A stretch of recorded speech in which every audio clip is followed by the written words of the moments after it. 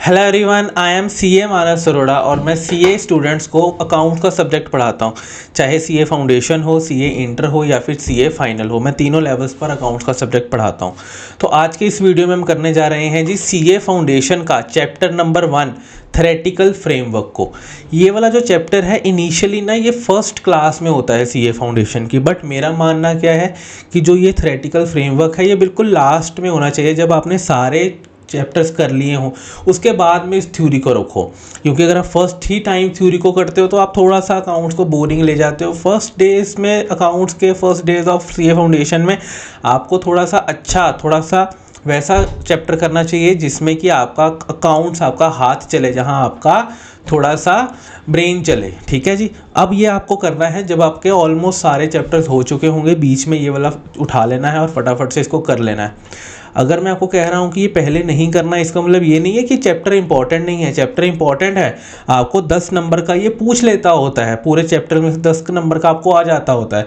आपको जैसे कि आपको पता है फाउंडेशन में आपको ट्रू फॉल्स आते हैं, तो ट्रू फॉल्स में हो गया, कभी एक क्वेश्चन हो गया 4-5 नंबर का थ्योरी वाला, तो उसमें ये पूछ लेता है आपसे। चैप्टर इंपॉर्टेंट है, स्कोरिंग चैप्टर है और इसको आज आप करेंगे। सर हमने जब ये हो रहा था ना, हमने क्लास ही लगाई, हम सोते रह गए। कोई बात नहीं, अगर आप इस वीडियो को भी देख लोगे तो भी आपका ये चैप्टर हो जाएगा। जितना आपको रिक्वायर्ड है उतना आप यहाँ पर करेंगे। ठीक है जी, ज़्यादा कहानियाँ नहीं डालेंगे, क्रिस्प वे में अपन फटाफट से इस चैप्टर को ख़त्म करेंगे और 10 नंबर का अपन इसको लेकर चलेंगे। ठीक है जी। आइए जी करते हैं जी शुरुआत करने से पहले मैं आपको रिक्वेस्ट करूंगा कि अगर आप इस चैनल पर नए हैं या फिर अगर आप रेगुलरली यहाँ पर वीडियोस देखते हैं तो प्लीज़ इस चैनल को सब्सक्राइब कर लीजिए। आप में से 60% लोग वीडियोस तो देखते हैं बट चैनल को सब्सक्राइब नहीं करते। तो आपके एक सब्सक्रिप्शन के बटन से आपका तो कुछ नहीं हो जाता, बट हमें बहुत कॉन्फिडेंस मिलता है और हमको ये होता है कि हम और अच्छा कंटेंट आपके लिए लेके आएँ। ठीक है जी। शुरुआत करते हैं थ्योरेटिकल फ्रेमवर्क की। होप आपने सब्सक्राइब कर लिया होगा। आइए जी, थ्योरेटिकल फ्रेमवर्क क्या कहता है जी। सबसे पहले वो आपसे बात करता है जी अकाउंटिंग की अकाउंटिंग होता क्या है। हमको ये लगता है, जितना भी हमने +1 या +2 में अकाउंट्स के बारे में पढ़ा है, हमें ये लगता है अकाउंटिंग का मतलब होता है डेबिट और क्रेडिट करना, अकाउंट्स की एंट्रियां डाल देना। बस हमको जो भी प्रॉब्लम दी गई है उसकी एंट्री डाल देना, लेजर बना देना, ट्रायल बैलेंस बना देना, ट्रायल बैलेंस से फाइनेंशियल स्टेटमेंट्स बना देना, बस ख़त्म हो गई अकाउंटिंग। एक्चुअली में वो अकाउंटिंग नहीं है, वो एक्चुअली में बुक कीपिंग है। ठीक है जी। अकाउंटिंग क्या होता है, अकाउंटिंग का स्कोप बुक कीपिंग से बहुत बड़ा होता है। ठीक है। अब मैं आपको एक बात बताता हूँ, ये एक रिमोट है। मैंने आपको कहा रिमोट को यहाँ से उठाकर यहाँ पर रख दो। बस आपने क्या किया, यहाँ से उठाया और इस रिमोट को आपने ऐसे रिमोट पड़ा था, उल्टा पड़ा था रिमोट। मैंने इसको कहा यार ऐसे पड़ा, इसको ना रख दो, दूसरी जगह पे रख दो। आपने ऐसा उठाया और आपने वैसे ही यहाँ पर रख दिया, उल्टा ही रख दिया इस रिमोट को। ठीक है। अब मेरे को एक बात बताओ, रिमोट उल्टा पड़ा है, हो सकता है इसका कोई बटन दब जाए, हो सकता है ये ख़राब हो जाए पड़ा, तो जैसे आपको बोला गया आपने वैसे कर दिया, आपने अपना कोई दिमाग नहीं लगाया, आपको जो रूल बताया गया आपने वैसे ही रख दिया। इसको पता है क्या बोला जाता है, इसको बोला जाता है बुक कीपिंग। आपको जो प्रॉब्लम स्टेटमेंट दी थी, आपको ये कहा गया Ram sold goods on credit at XYZ और XYZ परसेंटेज, आपने वो एंट्री डाल दी। वो एंट्री डलते डलते लेजर में गई, ट्रायल में गई, आपकी फाइनेंशियल स्टेटमेंट में चली गई। That is known as book keeping. पर जब मैंने आपको कहा कि ये वाला रिमोट ऐसे उल्टा पड़ा हुआ है, आपने यहाँ पर रखा, बट आपने क्या किया, इसको ना सीधा करके बिल्कुल सही से रख दिया। आपने अपना दिमाग लगाया, आपने इसको रखते हुए अपना दिमाग लगाया। आपने सोचा कि नहीं यार रिमोट उल्टा थोड़ी पड़ा होना चाहिए, ऐसे ही पड़ा होना चाहिए, तो आपने सीधा करके रख दिया। तो इसका मतलब क्या है, आपने रखा है remote from place A to place B, but आपने उसमें अपना दिमाग भी लगाया, उसमें आपने अपनी सोच भी लगाई। तो इसको बोलते हैं अकाउंटिंग करना। ये बुक कीपिंग का एडवांस्ड वर्जन है, ये बुक कीपिंग से ऊपर है, ये बुक कीपिंग का वाइडर स्कोप का वर्जन है।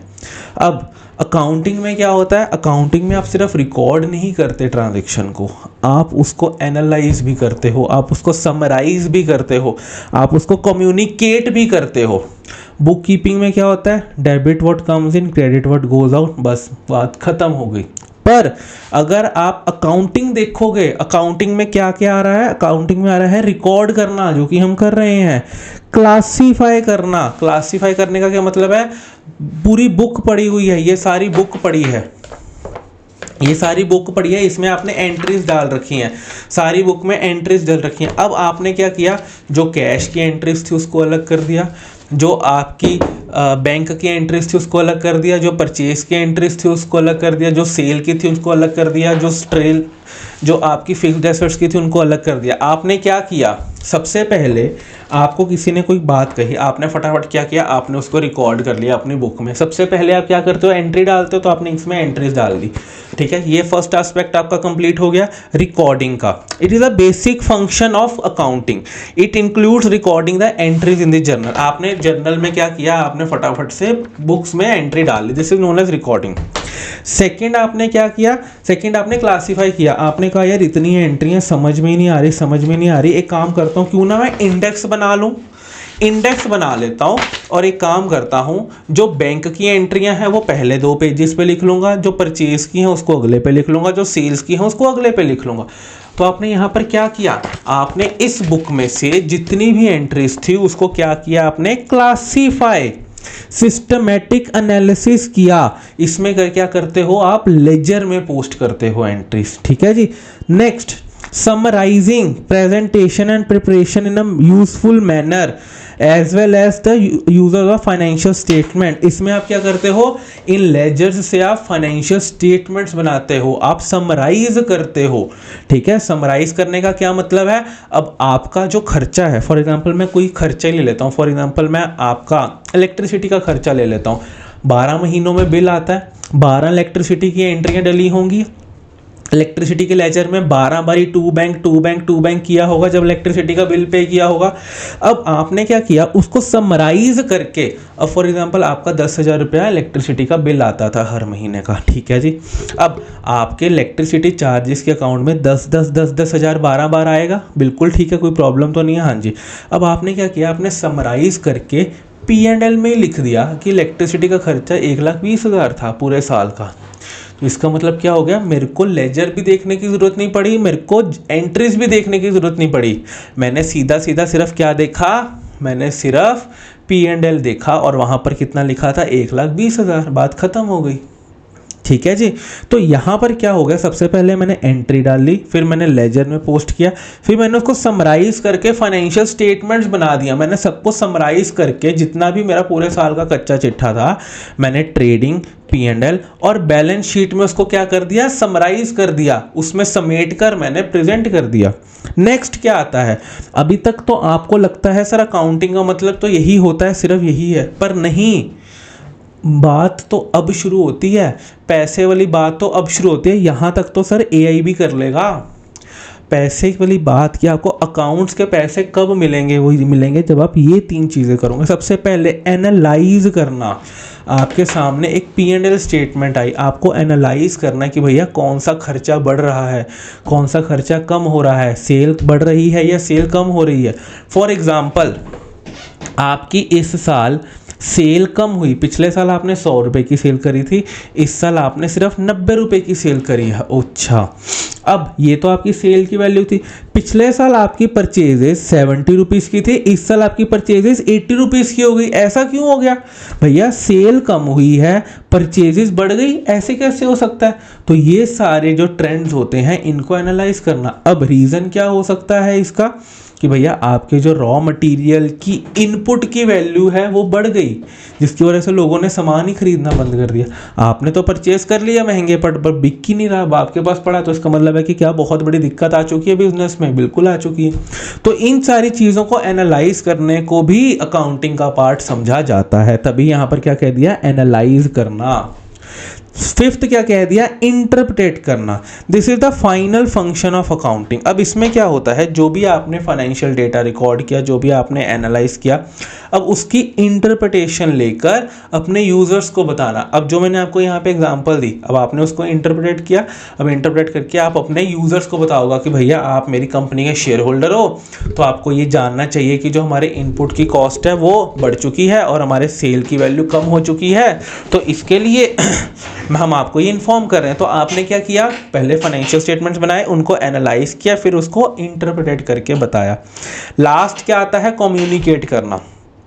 अब आपने जब छोटे होते यूज़र्स ऑफ फाइनेंशियल स्टेटमेंट्स पढ़ा होगा कि भैया आपके जो कंपनी के फाइनेंशियल स्टेटमेंट्स हैं उसको किन किन को उनकी चाहत होती है।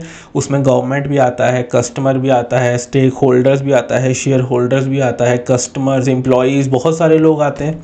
तो अब यहाँ पर वो लास्ट फंक्शन में क्या कहता है, कम्युनिकेशन। कम्युनिकेशन का क्या मतलब है, transmission of summarised, analyse and interpreted information. मतलब जो इन्फॉर्मेशन आपने समराइज करी, जो आपने एनालिसिस किया और जो आपने इंटरप्रिटेशंस करी हैं, उनको उनके यूज़र्स तक पहुंचाना। जो आपने बैलेंस शीट बनाई है उसको उनके यूज़र्स तक पहुंचाना। ये सारे एस्पेक्ट्स को बोलते हैं अकाउंटिंग के एस्पेक्ट्स। कौन से हैं, सबसे पहले रिकॉर्ड करना, क्लासीफाई करना और देन समराइज करना। यहाँ तक तो आप करते ही आए हो। फिर जो इन्फॉर्मेशन आपने समराइज करी है उसको एनालाइज करना, उसकी इंटरप्रिटेशन निकालना और समराइज्ड, एनालिसिस्ड और आपकी इंटरप्रेटेड इंफॉर्मेशन को कम्युनिकेट करना टू योर यूजर्स। ठीक है जी, ये सारी चीज़ों को अकाउंटिंग बोला जाता है। अब देखो कितनी बड़ी चीज़ है अकाउंटिंग।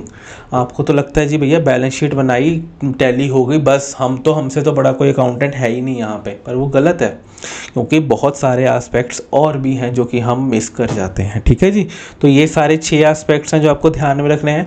ट्रू फॉल्स के लिए ध्यान में रखना है कि कौन से एस्पेक्ट में कौन सी बात कर रहा है। हो सकता है वो आपको पूछ ले कि भैया कौन से एस्पेक्ट के अंदर लेजर में आपकी एंट्री पोस्ट होती है, कौन से एस्पेक्ट के अंदर आप ट्रांसमिशंस करते हो। ठीक है जी, तो ये सारी चीज़ें आपको ट्रू फॉल्स में ध्यान रख के चलनी है। और वैसे भी हो सकता है आपको 3 नंबर का क्वेश्चन पूछ भी ले। ठीक है जी, फिर आता है कि सर हमको इतना सारा कुछ करने की ज़रूरत आ क्या पड़ी है, हमको क्या ज़रूरत है अकाउंटिंग करने की। तो सबसे पहले आप मेरे को एक बार बताओ, आजकल तो हम सब लोग यूपीआई यूज़ करते हैं, 5-5, 10-10 रुपए की ट्रांजेक्शन्स भी करते हैं। क्या आपके सामने आपके अकाउंट की बैंक स्टेटमेंट आ जाए, ठीक है, मेरे बैंक की अकाउंट स्टेटमेंट कम से कम 300-400 पेजेस की होगी। इसका मतलब ये नहीं कि बहुत पैसा आ रहा है, इसका मतलब ये कि मैं हर चीज़, छोटी छोटी चीज़ की मैं यूपीआई करता हूँ। 10 रुपये की चीज़ लेनी है यूपीआई, 5 रुपये की चीज़ लेनी है यूपीआई। तो इसकी वजह से मेरी 400-500 पेजेस की मेरी बैंक स्टेटमेंट ही बन जाती है।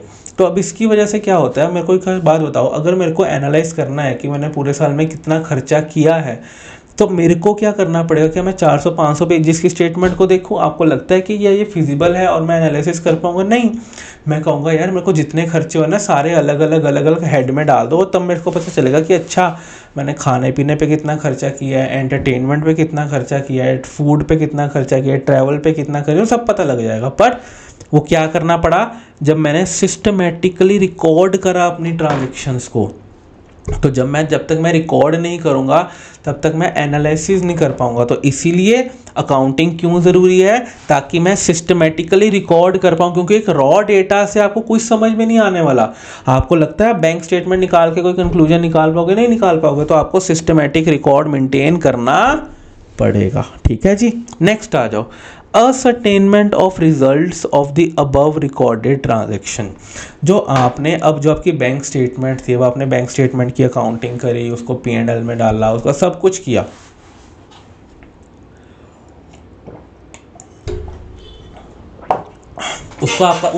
आपने उसका सब कुछ किया, तब जाके आपको पता लगा कि अच्छा यार पूरे साल में मेरा इतना रेवेन्यू आया है, अच्छा पूरे साल में इतना मेरे पास पैसा खर्च हुआ है, अच्छा पूरे साल में इतना इलेक्ट्रिसिटी का बिल आया था।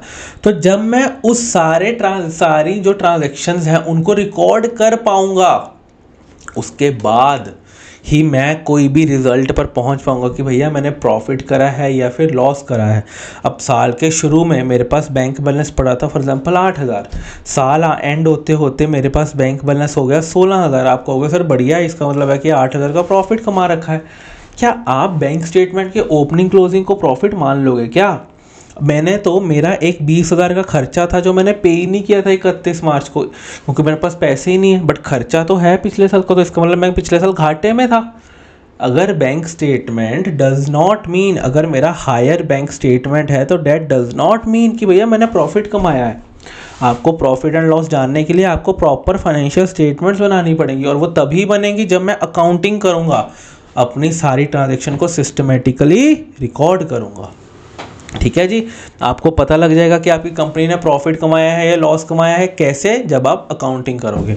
फिर आपकी फाइनेंशियल पोजीशन क्या है एट द ईयर एंड, आपके पास कितने एसेट्स पड़े हैं, कितनी लायबिलिटीज़ पड़ी हैं, ये कैसे पता लगेगा आपकी बैलेंस शीट से। और बैलेंस शीट कैसे बनेगी, आपके जितने भी रिकॉर्ड्स हैं उसके बाद बनेगी बैलेंस शीट। ठीक है जी, तो ये सारी चीज़ें हो गई। नेक्स्ट फोर्थ क्या बोल दिया उसने, कहता है providing the information to the users for the rational decision making. वो क्या कह रहा है आपको, कहता है जी जो भी आपकी फाइनेंशियल स्टेटमेंट्स हैं या जो भी सारी चीज़ें हैं, कहता ये तभी ओके होंगी जब आपने जो फाइनेंशियल स्टेटमेंट्स बनाई हैं वो किस काम आएंगी, वो तभी आपके ओके होंगी, तो वो तभी आपके काम आएंगे जब वो आपको हेल्प कर सकेंगे, आपको एक रैशनल डिसीजन लेना है। अब आपने क्या किया, आपने कहा भैया बैंक स्टेटमेंट में तो बढ़िया ही है, आपका क्या हो रहा है, आपका बैलेंस बढ़ रहा है, तो इसका मतलब है कि प्रॉफिट ही कमा रहे होगे, तो अच्छी बात ही है। ठीक है, बट मैं क्या कह रहा हूँ, क्या आप इस चीज़ को देखकर, क्योंकि आपका बैंक बैलेंस बढ़ रहा है, क्या ये आप प्रॉफिट मानकर कोई डिसीजन ले सकते हो।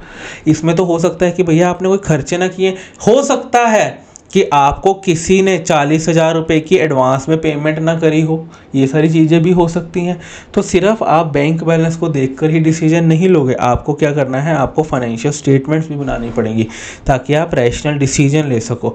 To know the solvency position, solvency position वही हो गया एक तरह से आपका बैलेंस शीट हो गई कि भैया आपको सॉल्वेंसी कि भैया मैं शॉर्ट टर्म में या लॉन्ग टर्म में क्या मेरे पास इतना पैसा है, क्या लॉन्ग टर्म बिजनेस चलाने के लिए मेरे पास इतने एसेट्स हैं, क्या शॉर्ट टर्म खर्चों पे करने के लिए क्या मेरे पास बैंक बैलेंस है या नहीं है। तो ये सारी चीज़ें कैसे पता लगेंगी, आपकी फाइनेंशियल स्टेटमेंट से, और जो कैसे बनेंगी, आपके अकाउंटिंग रूट से बनेगी। ठीक है जी, अगर वो ये नहीं बना सकते हो तो फिर आप कुछ भी इन सारी में से कुछ नहीं कर पाओगे। ठीक है जी, 5 पॉइंट्स हैं, तो 5 नंबर का पूछ सकता है ऑब्जेक्टिव ऑफ अकाउंटिंग में। ठीक है जी, आपको क्या करना है, आपको हेडिंग्स तो याद करनी ही करनी है, जो मैंने अंदर ब्लू दिया है, आप सिर्फ इतना भी याद रखोगे तो भी आपका काम पूरे 5 में से 5 आपको मिल जाएंगे। ठीक है जी, आओ जी आगे। फिर नेक्स्ट बात करता है वो ऑब्जेक्टिव्स ऑफ अकाउंटिंग, हम ऊपर पढ़ के आ चुके हैं। ऑब्जेक्टिव में सिस्टमैटिक रिकॉर्डिंग में वो रिकॉर्ड करने को कह रहा है, रिजल्ट में वो ट्रेडिंग P&L कह रहा है, फाइनेंशियल पोजीशन में बैलेंस शीट कह रहा है, कम्युनिकेशन में वो फाइनेंशियल रिपोर्ट्स कह रहा है। तो ये तो सिर्फ समराइज ही था, इसका आपको इतना ज़रूरत नहीं है। नेक्स्ट आता है कि फंक्शंस ऑफ अकाउंटिंग क्या है, कि जो आपकी अकाउंटिंग है वो किस किस तरह से चलती है। सबसे पहला मेजरमेंट। अब जब भी आप अकाउंट्स की बुक्स बनाते हो तो आप लोग क्या करते हो कि आप पास्ट परफॉर्मेंस को मेजर करते हो, फिर आप करंट पोजीशन को एनालाइज करते हो। ठीक है जी, तो सबसे पहला क्या आता है, मेजरमेंट। फोरकास्टिंग, फोरकास्टिंग का मतलब क्या है कि आप जब भी फाइनेंशियल स्टेटमेंट बना रहे होगे तो आप ये देखोगे कि यार अगले साल कैसी चीज़ें रह सकती हैं। For example provision for bad debts. अब आप जब आज आप अपनी बैलेंस शीट बना रहे हो तो क्या आप प्रोविजन फॉर डाउटफुल डेट्स बनाते हो या नहीं बनाते। हाँ जी सर। अच्छा, ये जो प्रोविज़न बनाते हो ये अगले साल की बनाते हो या पिछले साल की बनाते हो। सर ये तो हमको लगता है कि हम अगले साल की बनाते हैं कि यार मेरे को लगता है कि अगले साल मेरे 5-10% जो डेटर्स हैं वो बैड हो जाएंगे, तो इसीलिए अपन ये बनाते हैं। तो मेरे को एक बात बताओ, जब आज आप बैलेंस शीट बना रहे हो तो क्या आप फोरकास्ट नहीं कर रहे चीज़ों को। हाँ जी सर, कर तो रहे हैं फोरकास्ट। तो वही कह रहा है यहाँ पर कि आप अकाउंटिंग करते हुए क्या करते हो, फोरकास्ट। फिर अगला क्या कह रहा है, वो डिसीजन मेकिंग कह रहा है आपको कि जब भी आप अकाउंटिंग करते हो तो आप क्या करते हो, provide the relevant information to the users. जैसे ही आप अकाउंटिंग करते हो, आप फाइनेंशियल रिपोर्ट्स बनाते हो, आप सब कुछ करते हो, तो आप उसको क्या करते हो, you are providing the relevant information to your users. आप ताकि वो सामने वाला डिसीजन ले सके कि भैया इस कंपनी में पैसा लगाना है या फिर नहीं लगाना। ठीक है जी, नेक्स्ट आ जाओ जी, कंपैरिजन एंड इवैल्यूएशन पे आ जाओ फटाफट से। कंपैरिजन एंड इवैल्यूएशन में क्या होता है जी, accounting assesses the performance achieved in the relation to the target. For example आपने इस साल सोचा कि यार इस साल ना मैं 1 लाख रुपए की सेल करूंगा, बट आप सेल कितनी कर पाए, सिर्फ 80,000 रुपये की। अब आपने क्या किया, आपने कंपेयर करी है अपनी performance as compare to your targets. आपने टारगेट रखा था 1 लाख का, बट आप अचीव कितना कर पाए, 80,000। पिछले साल आपने 60,000 की सेल करी थी, इस साल आप 80,000 की कर पाए। तो आप ये जो सारे कंपैरिजन कर पा रहे हो ये तभी कर पा रहे हो जब आपने प्रॉपरली बुक्स मेंटेन करी थी, जब आपने प्रॉपरली अकाउंटिंग करी थी, जब आपने सिस्टमेटिक रिकॉर्ड मेंटेन करे थे। तो अकाउंटिंग का क्या मतलब है कि भैया आप ताकि कंपैरिजन और इवैल्यूएशन भी कर पाओ in relation to your targets.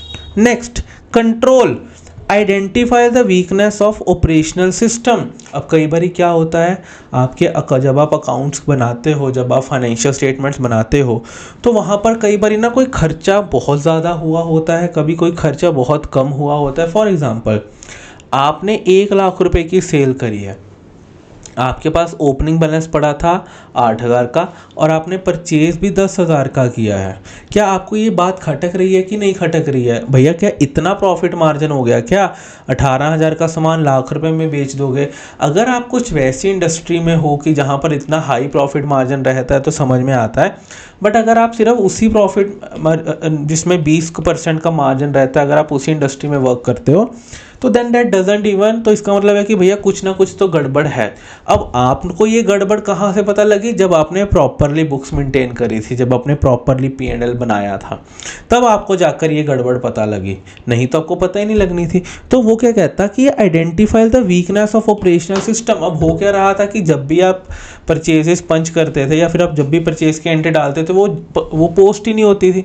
तब आपको यहाँ से पता लगा कि यार अच्छा, जब आपने पूरी बुक्स बनाई, जब आपने सारी अकाउंटिंग करी कि अच्छा यहाँ कहीं जाकर कोई दिक्कत आ रही है जिसकी वजह से मैं परचेजेस को कम दिखा रहा था। तो ये सारी चीज़ें जो कंट्रोल में दिक्कत परेशानियां हैं ये तभी पता लगेंगी जब आपको क्या मिलेगा, जब आप अकाउंट्स की बुक्स मेंटेन करोगे। ठीक है जी, तो ये सारी चीज़ों को आपको सही, तभी ये सारी चीज़ें क्या है आपको समझ में आएंगी। नाउ नेक्स्ट क्या बात कर रहा हूँ मैं, गवर्नमेंट रेगुलेशन एंड टैक्सेशन। आपको कितना टैक्स पे करना है, अब आप आगे जाके इंटर में पढ़ोगे कितना टैक्स पे करना है, अकाउंट्स में ही पढ़ोगे। ठीक है जी, कि टैक्स की अकाउंटिंग कैसे करनी है कैसे नहीं करनी है।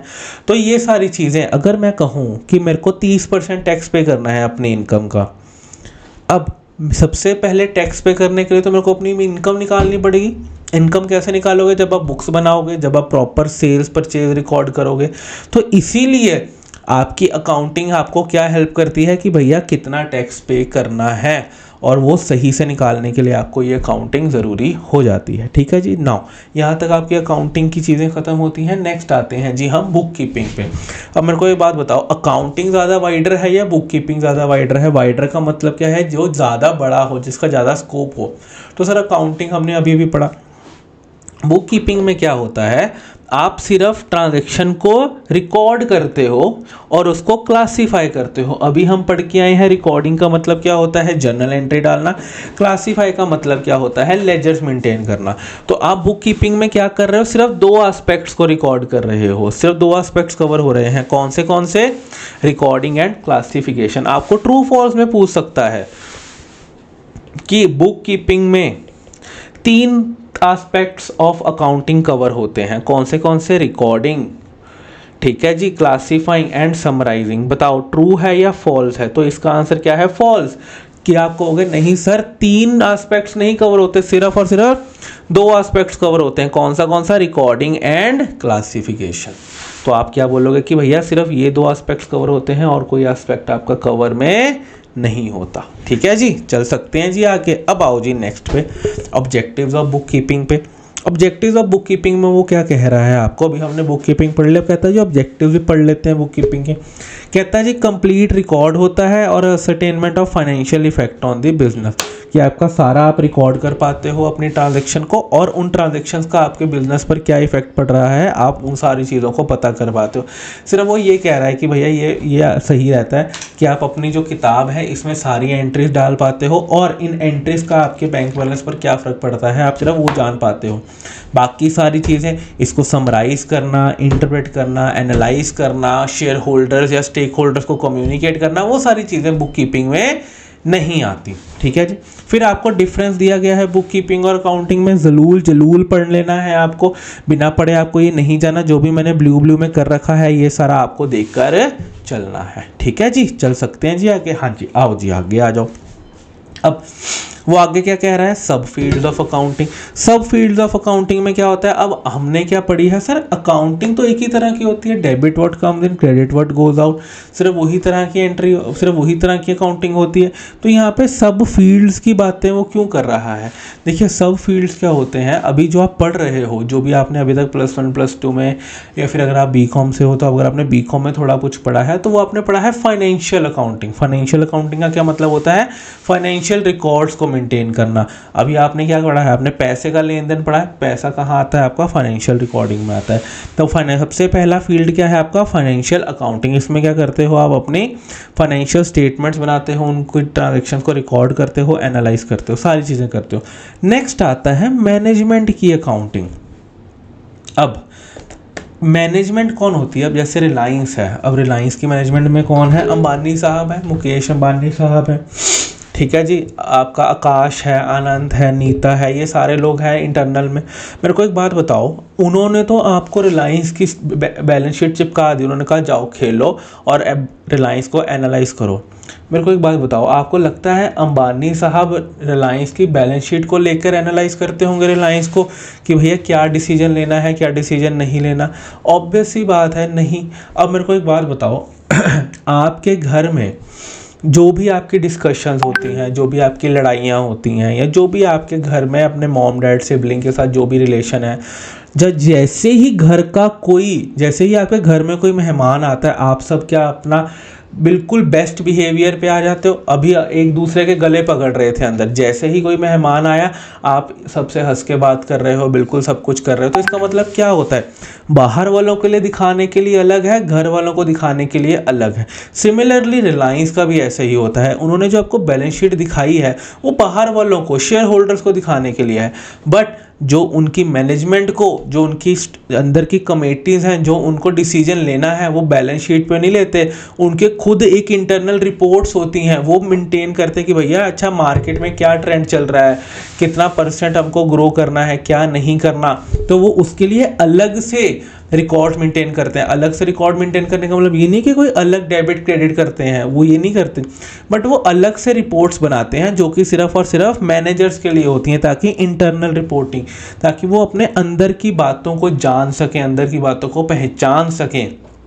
और जो फाइनेंशियल रिपोर्टिंग से जो रिपोर्ट्स बनती हैं वो बाहर शेयर होल्डर्स को देते हैं कि जाओ तुम खेलो। क्योंकि देखो, अब वो आप कहोगे सर हम भी तो शेयर होल्डर हैं, हम भी तो घर वाले हैं। देखो कई बार क्या होता है, कोई चीज़ें ना पब्लिक में नहीं लेके आनी होती। रिलायंस में बहुत सारी चीज़ें हर कंपनी में होती है। मैं कहता हूँ आप 4 लोगों का परिवार है, आप में इतनी सारी चीज़ें हैं कि आपको लगता है कि यार ये बाहर नहीं निकलनी चाहिए। वो तो 400 करोड़ लाखों की कंपनी है, उसमें कितनी सारी चीज़ें होंगी जो वो चाहते होंगे बाहर ना निकले। तो इसीलिए कुछ इंटरनल रिपोर्टिंग भी होती है, तो वहाँ उस इंटरनल रिपोर्टिंग को क्या कहते हैं, मैनेजमेंट अकाउंटिंग, जो कि आप मैनेजमेंट के लिए अकाउंटिंग करते हो, ताकि मैनेजमेंट को कोई रिपोर्ट दे सको, उसके लिए आप क्या करते हो, अकाउंटिंग करते हो। फिर नेक्स्ट क्या आता है आपका, कॉस्ट अकाउंटिंग। ये एक सब्जेक्ट भी है आपके इंटर में। कॉस्ट अकाउंटिंग में क्या होता है, अब देखो आप लोग तो क्या करते हो, अब एक किसी भी फैक्ट्री में चले जाओ आप, ठीक है, कोई भी मैन्युफैक्चरिंग की फैक्ट्री में, फॉर एग्जांपल ये शर्ट मैन्युफैक्चरिंग की फैक्ट्री में चले जाओ। अब आपको ये पता है कि भैया मैंने पूरे साल में 10 लाख शर्ट्स बनाई, उन 10 लाख शर्ट्स को बनाने के लिए 1 करोड़ रुपए का कपड़ा लगा, ठीक है। आप ये भी बता सकते हो कितने का कपड़ा, टोटल कितना कपड़ा लगा, टोटल कितना मटेरियल लगा, टोटल कितनी लेबर लगी, टोटल कितनी पावर लगी, ये तो सब आप मेरे को ट्रेडिंग से देख के बता दोगे। अगर पर शर्ट खर्चा निकालना है, पर शर्ट इसकी कॉस्ट को एनालाइज करना है कि अच्छा भैया फिक्स्ड कॉस्ट कितनी लगी, वेरिएबल कॉस्ट कितनी लगी, मैं अपनी कॉस्ट को कैसे कम कर सकता हूँ, कैसे बढ़ा सकता हूँ, तो ये सारी चीज़ें आप कहाँ पर पढ़ते हो, आप कॉस्ट अकाउंटिंग में पढ़ते हो। ये आपका इंटर का सब्जेक्ट है, बट ये भी किसकी फील्ड में आता है, अकाउंटिंग की ही सब फील्ड में आता है, कॉस्ट अकाउंटिंग।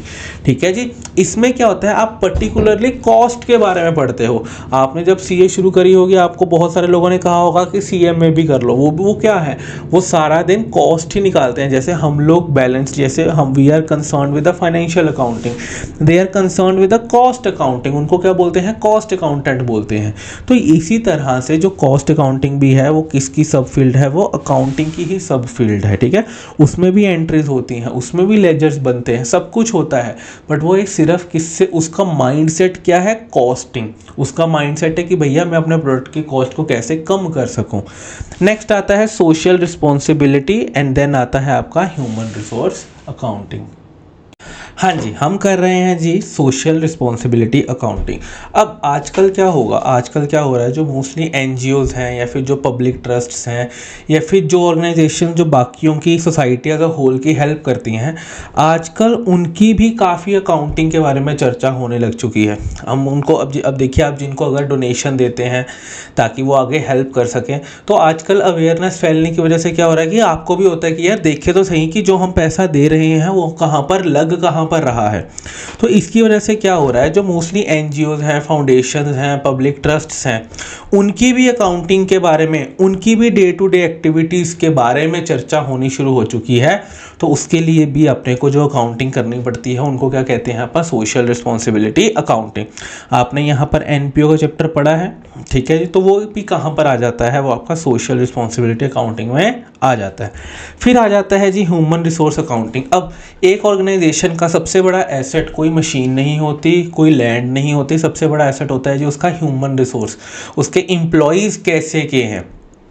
तो आजकल क्या हो रहा है, जैसे जैसे एआई आ रहा है, जैसे जैसे डिजिटलाइजेशन आ रही है, तो कंपनीज क्या कर रही हैं, अपने एम्प्लॉयज़ को उसके बारे में एजुकेट कर रही हैं, उनको ट्रेनिंग दे रही हैं।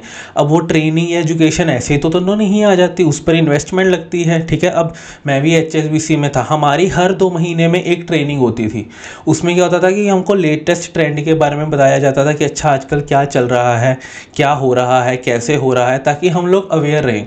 बाहर से इंस्ट्रक्टर आता था, हॉल बुक किया जाता था, खाने पीने का इंतज़ाम किया जाता था। तो इन सब के लिए क्या था भैया, पैसा लगता था, इन्वेस्टमेंट लगती थी। तो अब क्या होने लग गया है कि भैया वो ये भी पूछते हैं कि आप कितना इन्वेस्टमेंट कर रहे हो, कितना इन्वेस्टमेंट कर रहे हो अपने ह्यूमन रिसोर्स में। बहुत ज़्यादा तो नहीं कर रहे, बहुत कम तो नहीं कर रहे। तो ये सारी चीज़ें क्या हो रही हैं, यहाँ पर हो रही हैं। तो ये सारी क्या आ गई, सब फील्ड्स ऑफ अकाउंटिंग। आपको ट्रू फॉल्स में पूछ सकता है या फिर आपको स्टैंड अलोन क्वेश्चन में 5 नंबर का पूछ सकता है कि भैया क्या क्या फील्ड्स हैं। आपको इतना लिख के आ जाओगे, जो जो ब्लू में लिखा है उसको लिख के आ जाओगे तो आपको पूरे नंबर मिल जाएंगे। ठीक है जी। नेक्स्ट आता है आपका यूजर्स ऑफ अकाउंटिंग इन्फॉर्मेशन। जब मैं यूज़र्स ऑफ अकाउंटिंग इन्फॉर्मेशन की बात करता हूँ तो यूज़र्स में कौन कौन आ जाता है, आपका investors, employee, lender, suppliers, customers, सरकार, पब्लिक, मैनेजमेंट। इन सबको आपकी की फाइनेंशियल स्टेटमेंट चाहिए होती हैं ताकि वो डिसीजंस बना सकें। ठीक है जी। इन्वेस्टर्स को चाहिए होते हैं ताकि वो कैपिटल लगा सकें, एम्प्लॉयज़ को चाहिए होती है पता तो रहे कि भैया जिस कंपनी में हम काम कर रहे हैं ये ना हो 1 साल बाद कंपनी ही बंद हो जाए। ठीक है, तो उनको भी चाहिए होती हैं।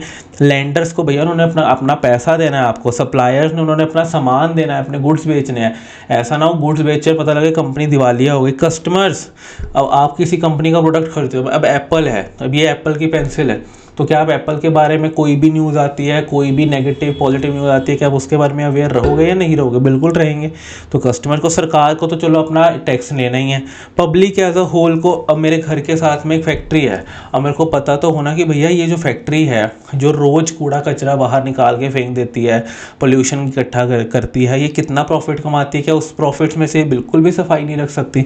तो ये सारी चीज़ें चाहिए होती है और मैनेजमेंट को चलो डिसीजन बनाने होते हैं, तो ये सारी चीज़ें उनको चाहिए होती हैं। ठीक है, अब आ जाते हैं जी हम qualitative characteristics of financial statements. एक फाइनेंशियल स्टेटमेंट्स में कैसे कैसे कैरेक्टरिस्टिक्स होने चाहिए। कैरेक्टरिस्टिक्स का क्या मतलब होता है कि भैया उसमें क्या क्या खूबियाँ होनी चाहिए। सबसे पहले खूबी होनी चाहिए अंडरस्टैंडेबिलिटी। आपकी जो फाइनेंशियल स्टेटमेंट्स हैं वो वैसी हों कि भैया आपको पढ़कर समझ में आए। मेरे को एक बार बताओ, अब आपको तो ये समझ में आ रहा है एसेट टू बैंक 200 200। क्या आपको ये समझ में आ रही है एंट्री? हाँ जी सर, एसेट खरीदा आपने 200 रुपये का, ठीक है, तो ये अंडरस्टैंडेबल है, ठीक है। ऐसे ही फाइनेंशियल स्टेटमेंट बनी है। अब आपकी ये बैलेंस शीट बनी है, यहाँ पर एसेट्स लिखा हुआ है 200 का, तो आपको समझ में आ रहा है कि अच्छा मेरे एसेट्स पड़े हैं। अब फाइनेंशियल स्टेटमेंट्स ऐसे बन जाएं कि भैया आपको अंडरस्टैंड ही ना कर पाओ, आप समझ ही ना पाओ यार ये लिखा क्या है, इतना गंदा लिखा हुआ है, समझ में नहीं आ रहा, पता नहीं कैसा लिखा हुआ है। तो कहता है ऐसी आपकी फाइनेंशियल स्टेटमेंट्स नहीं होने चाहिए। आपकी फाइनेंशियल स्टेटमेंट्स ऐसी होनी चाहिए कि भाई बंदा पढ़े और उसको समझ में आ जाए। फालतू की चीज़ें, इररेलीवेंट चीज़ें, ये सारी इसमें नहीं होनी चाहिए। फिर कहता है रेलिवेंस। अब आपकी फाइनेंशियल स्टेटमेंट्स में ना हमेशा रेलिवेंट चीज़ें होनी चाहिए। हाँ, ये नहीं होना चाहिए कि भैया एम्प्लॉई जो डायरेक्टर था वो 1 महीने के लिए छुट्टी पे जा रहा है क्योंकि उसकी शादी है। भाई क्या लेना है मेरे को एज अ शेयर होल्डर, मेरे को क्या लेना है इस चीज़ से कि डायरेक्टर क्या कर रहा है अपनी पर्सनल लाइफ में। अगर वो 1 महीने छुट्टी पे जा रहा है तो उसका बैकअप है ना, उसके बिहाफ पर कोई और इंसान काम करेगा ना कंपनी में, कंपनी तो नहीं ना बंद हो रही, मेरे लिए वही इंपॉर्टेंट है, मेरे को क्या लेना है। तो कहता है फाइनेंशियल स्टेटमेंट में ना हमेशा रेलिवेंट चीज़ें आपको डालनी है, इररेलीवेंट चीज़ों का कोई इसमें रोल नहीं होना चाहिए, ठीक है। फिर नेक्स्ट वो क्या कह रहा है आपको फिर वो नेक्स्ट क्या बोल रहा है आपसे, कहता है जी जो आपकी फाइनेंशियल स्टेटमेंट है ना वो रिलायबल होनी चाहिए। अब देखो, आप किसी को अपनी फाइनेंशियल स्टेटमेंट्स दो और उसको लगे कि यार ये ना मेरे को इस पर ना भरोसा सा नहीं हो रहा, फाइनेंशियल स्टेटमेंट्स पर पता नहीं कैसे बनाई होंगी कैसे नहीं बनाई होंगी। अब वो कहता है आपकी फाइनेंशियल स्टेटमेंट्स को देख कर ना एक रिलायबिलिटी की फीलिंग आनी चाहिए कि यार आप ना इस पर रिलाई कर सकते हो, ये कहीं हवा में नहीं बनी है फाइनेंशियल स्टेटमेंट, या फिर ये कहीं झोल नहीं है, ये एक्चुअली में आपने फाइनेंशियल स्टेटमेंट्स जो बनाई हैं वो बिल्कुल सही फाइनेंशियल स्टेटमेंट्स बनाई हैं, ठीक है जी। तो वो ये कह रहा है आपको कि भैया आपकी जो फाइनेंशियल स्टेटमेंट्स होनी चाहिए वो रिलायबल भी होनी चाहिए, अंडरस्टैंडेबल होनी चाहिए, सामने वाले को पढ़कर अंडरस्टैंडिंग आ जाए, रेलिवेंट चीज़ें होनी चाहिए फाइनेंशियल स्टेटमेंट में, फालतू की चीज़ें नहीं होनी चाहिए, रिलायबिलिटी होनी चाहिए फाइनेंशियल स्टेटमेंट्स में, मैं कह सकता हूँ कि हाँ यार ये फाइनेंशियल स्टेटमेंट जो मेरी है ये रिलायबल है। फिर कहता है कंपेरेटिबिलिटी। अब आपने इस साल की फाइनेंशियल स्टेटमेंट्स बनाई, ठीक है, आपने क्या किया, आपने इस साल की जो फाइनेंशियल स्टेटमेंट्स बनाई वो बनाई ऐसे, आपने प्रॉफिट एंड लॉस बनाया ऐसे, 2 expenses by gross profit by ये करके और 2 नेट इनकम करके आपने निकाल लिया, ठीक है। ये बनाई आपने 24-25 की बैलेंस शीट ऐसे, या अपनी P&L ऐसे बना लिया। अब जब 25-26 का P&L बनाने का टाइम आया तो आपने पता क्या किया, आपने स्टेटमेंट ऑफ P&L बना लिया। आपने क्या बनाया, revenue from operations, material consumed, जो आपने +2 में पढ़ के आए हो, आपने इस फॉर्मेट में P&L बना लिया। मेरे को एक बात बताओ, क्या आप इन दोनों P&Ls को कंपेयर कर सकते हो? क्या आप इन दोनों में से निकली हुई कोई भी चीज़ को आप कंपेयर कर सकते हो? आप नहीं कंपेयर कर सकते। आप कहोगे कि यार ये तो मेरे को समझ में नहीं आ रहा कि हो क्या रहा है यहाँ पे, ठीक है जी। तो वो यहाँ पे यही कह रहा है आपसे, कहता जी आप अपनी जो फाइनेंशियल स्टेटमेंट्स हैं आप उनको कंपेयर ही नहीं कर पाओगे। तो कहता है फाइनेंशियल स्टेटमेंट्स ऐसी हों कि आप क्या कर पाओ, आप कंपेयर कर पाओ, ठीक है जी। नेक्स्ट क्या कहता है, faithful representation. The information must be presented faithfully and it's degree of reliability is high. Faithful representation का क्या मतलब होता है कि जो भी आप वहाँ पर इंफॉर्मेशन प्रेजेंट करते हो उसकी एक रिलायबिलिटी या फिर आपको उस पर फेथ होना चाहिए। एक तरह से ये रिलायबिलिटी का ही एक्सटेंशन हो गया कि मेरे को एक बात बताओ, आप किसी चीज़ को देखा और आप लगे कि यार हाँ यार ये बिल्कुल सही है, जिसने ये बनाई है उस पर आप फेथ कर सकते हैं। अब आप लोग, आप तो अभी छोटे हो, आपको तो इतना आइडिया नहीं होगा, बट आपको ये तो पता होगा कि जो CA होता है उसका वो जिसको वो किसी भी फाइनेंशियल स्टेटमेंट्स पर अगर साइन कर देता है तो वो माना जाता है कि भैया वो फाइनेंशियल स्टेटमेंट बिल्कुल सही है। अब एक फाइनेंशियल स्टेटमेंट्स आपको मिली हैं जो कि ओनर ने खुद बैठ के बनाई है ChatGPT से, एक फाइनेंशियल स्टेटमेंट आपको मिली है जो कि CA ने बनाई है और CA ने ही नीचे साइन कर रखे हैं। तो मेरे को एक बार बताओ, आप किस पर ज़्यादा फेथ करोगे, आपकी किस पर ज़्यादा रिलायबिलिटी आएगी? ऑब्वियस ही बात है जहाँ पर CA ने साइन किए हैं, जहाँ पर CA ने बनाई है। तो वो यही कह रहा है जो आपने इन्फॉर्मेशन वहाँ पर दी है वो बिल्कुल फेथफुल, बिल्कुल सही होनी चाहिए और आप उस पर जो है रिलायबिलिटी रख सकते हो। फिर कहता है कंप्लीटनेस, जो आपकी फाइनेंशियल स्टेटमेंट्स हो वो बिल्कुल कंप्लीट होनी चाहिए। क्या आप ऐसा P&L अच्छा लगेगा आपको जो कि आधा पजद्दा बना हो, जो जिसमें सिर्फ क्या हुआ खर्चे डले हो, इनकम नहीं डली हो, या फिर वैसी बैलेंस शीट जिसमें सिर्फ एसेट्स और लाइबिलिटीज़ की कोई बात ही ना हो? तो नहीं, आप कहोगे सर ये तो इनकम्प्लीट है। तो वो यही कह रहा है जी आपकी फाइनेंशियल स्टेटमेंट्स ऐसी होनी चाहिए जो कि कंप्लीट हो, ठीक है, जो कि कंप्लीटनेस की तरफ हो, इनकम्प्लीट फाइनेंशियल स्टेटमेंट्स आपकी नहीं होनी चाहिए। ठीक है जी, चल सकते हैं जी आगे, आओ जी। अब वो नेक्स्ट क्या कहता है जी, relationship of accounting with the other disciplines. Other, एक तो डिसिप्लिन का क्या मतलब होता है, वो वाला नहीं जो आप नहीं रखते हो डिसिप्लिन। डिसिप्लिन्स का मतलब होता है सब्जेक्ट्स। अब यहाँ पर अगर आपको याद हो, आपके +2 में एक टॉपिक होता था बिजनेस स्टडीज़ में, जो फर्स्ट चैप्टर में होता था कि मैनेजमेंट एक साइंस भी है, आर्ट भी है, प्रोफेशन भी है। तो वहाँ पर आप लोग क्या करते थे, आप कहते जी अगर आर्ट है तो देखो ये सारी चीज़ें हैं, साइंस है और ये प्रोफेशन है, तो वहाँ पे आप कंपेयर करते थे। अब यहाँ पर आप क्या कंपेयर करोगे, आप अकाउंटिंग को अदर डिसिप्लिन, अदर सब्जेक्ट्स के साथ कंपेयर करोगे कि अकाउंटिंग कैसे बाकी सब्जेक्ट्स के साथ सिमिलर है या फिर उनसे डिफरेंट है। सबसे पहला वो किसके साथ करेगा, सबसे पहला वो करेगा जी इकोनॉमिक्स, फिर करेगा स्टैट्स, फिर करेगा मैथ्स के साथ, फिर करेगा लॉ के साथ और फिर करेगा मैनेजमेंट के साथ। ठीक है जी, तो इन सारी चीज़ों के साथ वो कंपेयर करेगा और वो बात करेगा कि भैया ये कैसे है।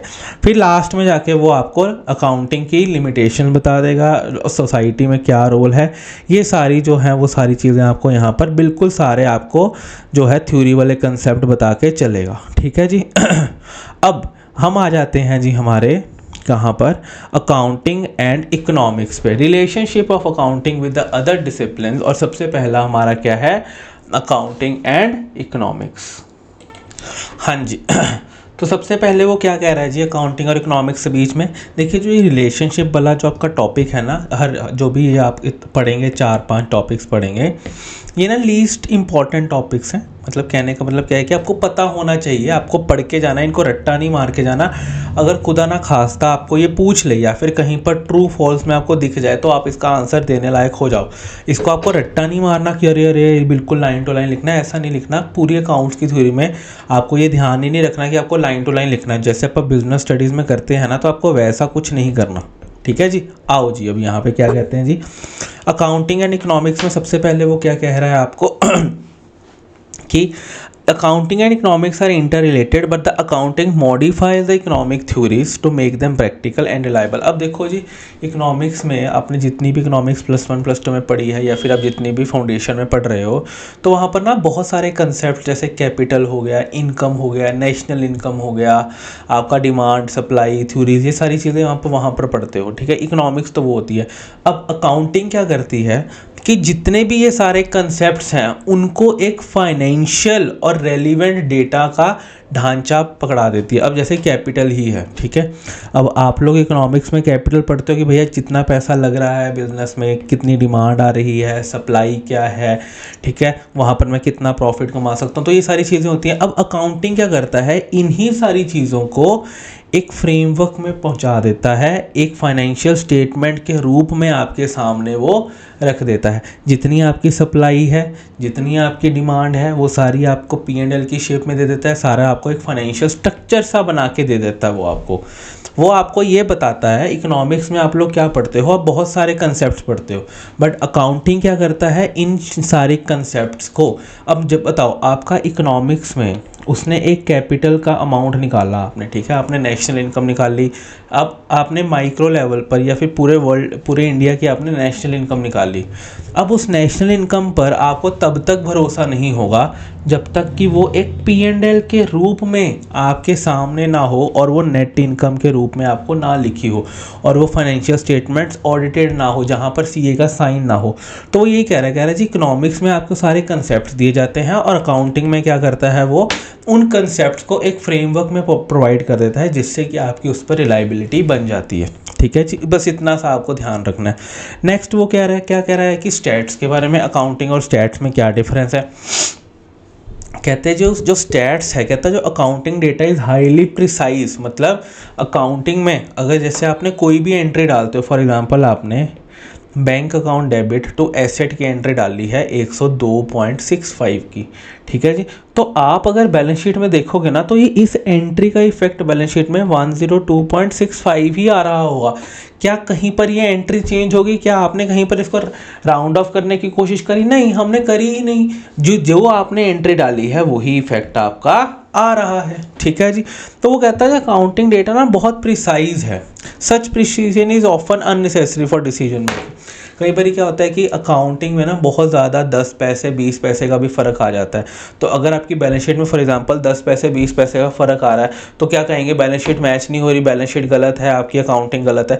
बट मेरे को एक बात बताओ, करोड़ों की बैलेंस शीट में 10-20 पैसे का कोई फ़र्क है? नहीं, कोई फ़र्क ही नहीं है।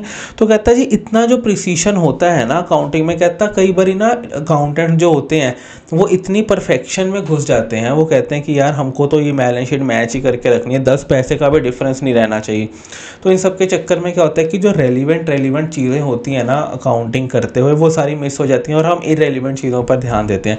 पर जो आपका स्टैट्स होता है, स्टैट्स में क्या होता है कि आप जनरली क्या करते हो, आप चीज़ों को राउंड ऑफ कर देते हो। आप चीज़ों को कहते हो कि यार ठीक है, अगर 6.8 आ रहा है तो मतलब 7 अप्रॉक्सीमेटली हो गया। तो वहाँ पर होता क्या है, आप एक्चुअली स्टैट्स में ना आप रिलेशनशिप्स ढूंढते हो। रिलेशनशिप्स कैसे ढूंढते हो कि अगर एक चीज़ बढ़ रही है क्या दूसरी चीज़ भी साथ में बढ़ रही है, अगर एक चीज़ बढ़ रही है तो क्या दूसरी चीज़ भी कम हो रही है, कितने प्रपोर्शन में कम हो रही है। तो आप ना वहाँ पर अप्रॉक्सीमेशंस में खेलते हो स्टैट्स में। जैसे आप मीन मीडियन मोड निकालते थे या फिर स्टैंडर्ड डेविएशन निकालते थे, तो हो सकता है सबकी अलग आए बट आपको वहाँ नंबर मिल जाते थे। अब किसी की बैलेंस शीट का टोटल 20.85 आ रहा है और किसी की बैलेंस शीट का टोटल 20.65 आ रहा है।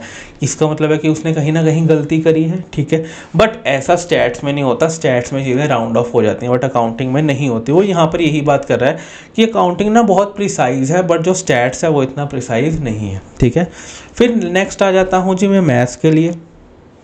अकाउंटिंग और मैथ्स में कहता था accounting is closely related with maths. अब जिसको +10th तक मैथ्स अच्छा लगता होगा वो कहेगा भैया +1 +2 में भी अकाउंट्स ले लेते हैं, कॉमर्स ले लेते हैं, वो मैथ्स ही तो है। बट क्या एक्चुअली वो मैथ्स है? नहीं, ऑब्वियस ही बात है, it's not a maths, it is more than the maths. ठीक है, तो वहाँ पर वो यही बात कर रहा है, कहता है accounting is closely linked with the maths specially algebra as seen in the accounting equation and double entry system. अब कई बार आपने अभी तो नहीं बट कई बार आगे जाके आपको अकाउंट्स में किसी भी चीज़ को एक्स लेना पड़ सकता है, वाई लेना पड़ सकता है, इक्वेशन सॉल्व करके आपको आंसर आएगा। तो कहता है मैथ्स और अकाउंटिंग वैसे बहुत लिंक्ड है। प्लस मेरे को एक बात बताओ, आपका एक फाउंडेशन में एक चैप्टर है मैथ्स में, मैथ्स फॉर फाइनेंस, जिसमें आप प्रेजेंट वैल्यू एन्युटी फैक्टर सीखते हो। अब जैसे जैसे आप अकाउंट्स में आगे बढ़ोगे वो जो मैथ्स फॉर फाइनेंस वाला चैप्टर है ना वो आपके अंदर आता जाएगा, मतलब वो आपके अकाउंटिंग कंसेप्ट्स में यूज़ होता जाएगा। ठीक है, जैसे इंटर में फाइनल में तो है ही सारा वो। ठीक है, तो ऐसे ही वो क्या कहता है मैथ्स और अकाउंटिंग ना बहुत ज़्यादा इंटरलिंक्ड है क्योंकि इनके जो कंसेप्ट्स हैं वो दोनों एक दूसरे से बहुत मिलते जुलते हैं। जैसे डेप्रिसिएशन हो गया, ये सारी चीज़ें हो गई, ये कैसे हो रही हैं, ये सब कैलकुलेशन बेस्ड हैं, सारी मैथ्स से रिलेटेड चीज़ें। वो यहाँ पर यही कह रहा है। फिर नेक्स्ट वो क्या कह रहा है, अकाउंटिंग एंड लॉ। अब लॉ में आप देखिए क्या है, लॉ में क्या होता है, आपको ना एक लीगल फ्रेमवर्क दिया जाता है।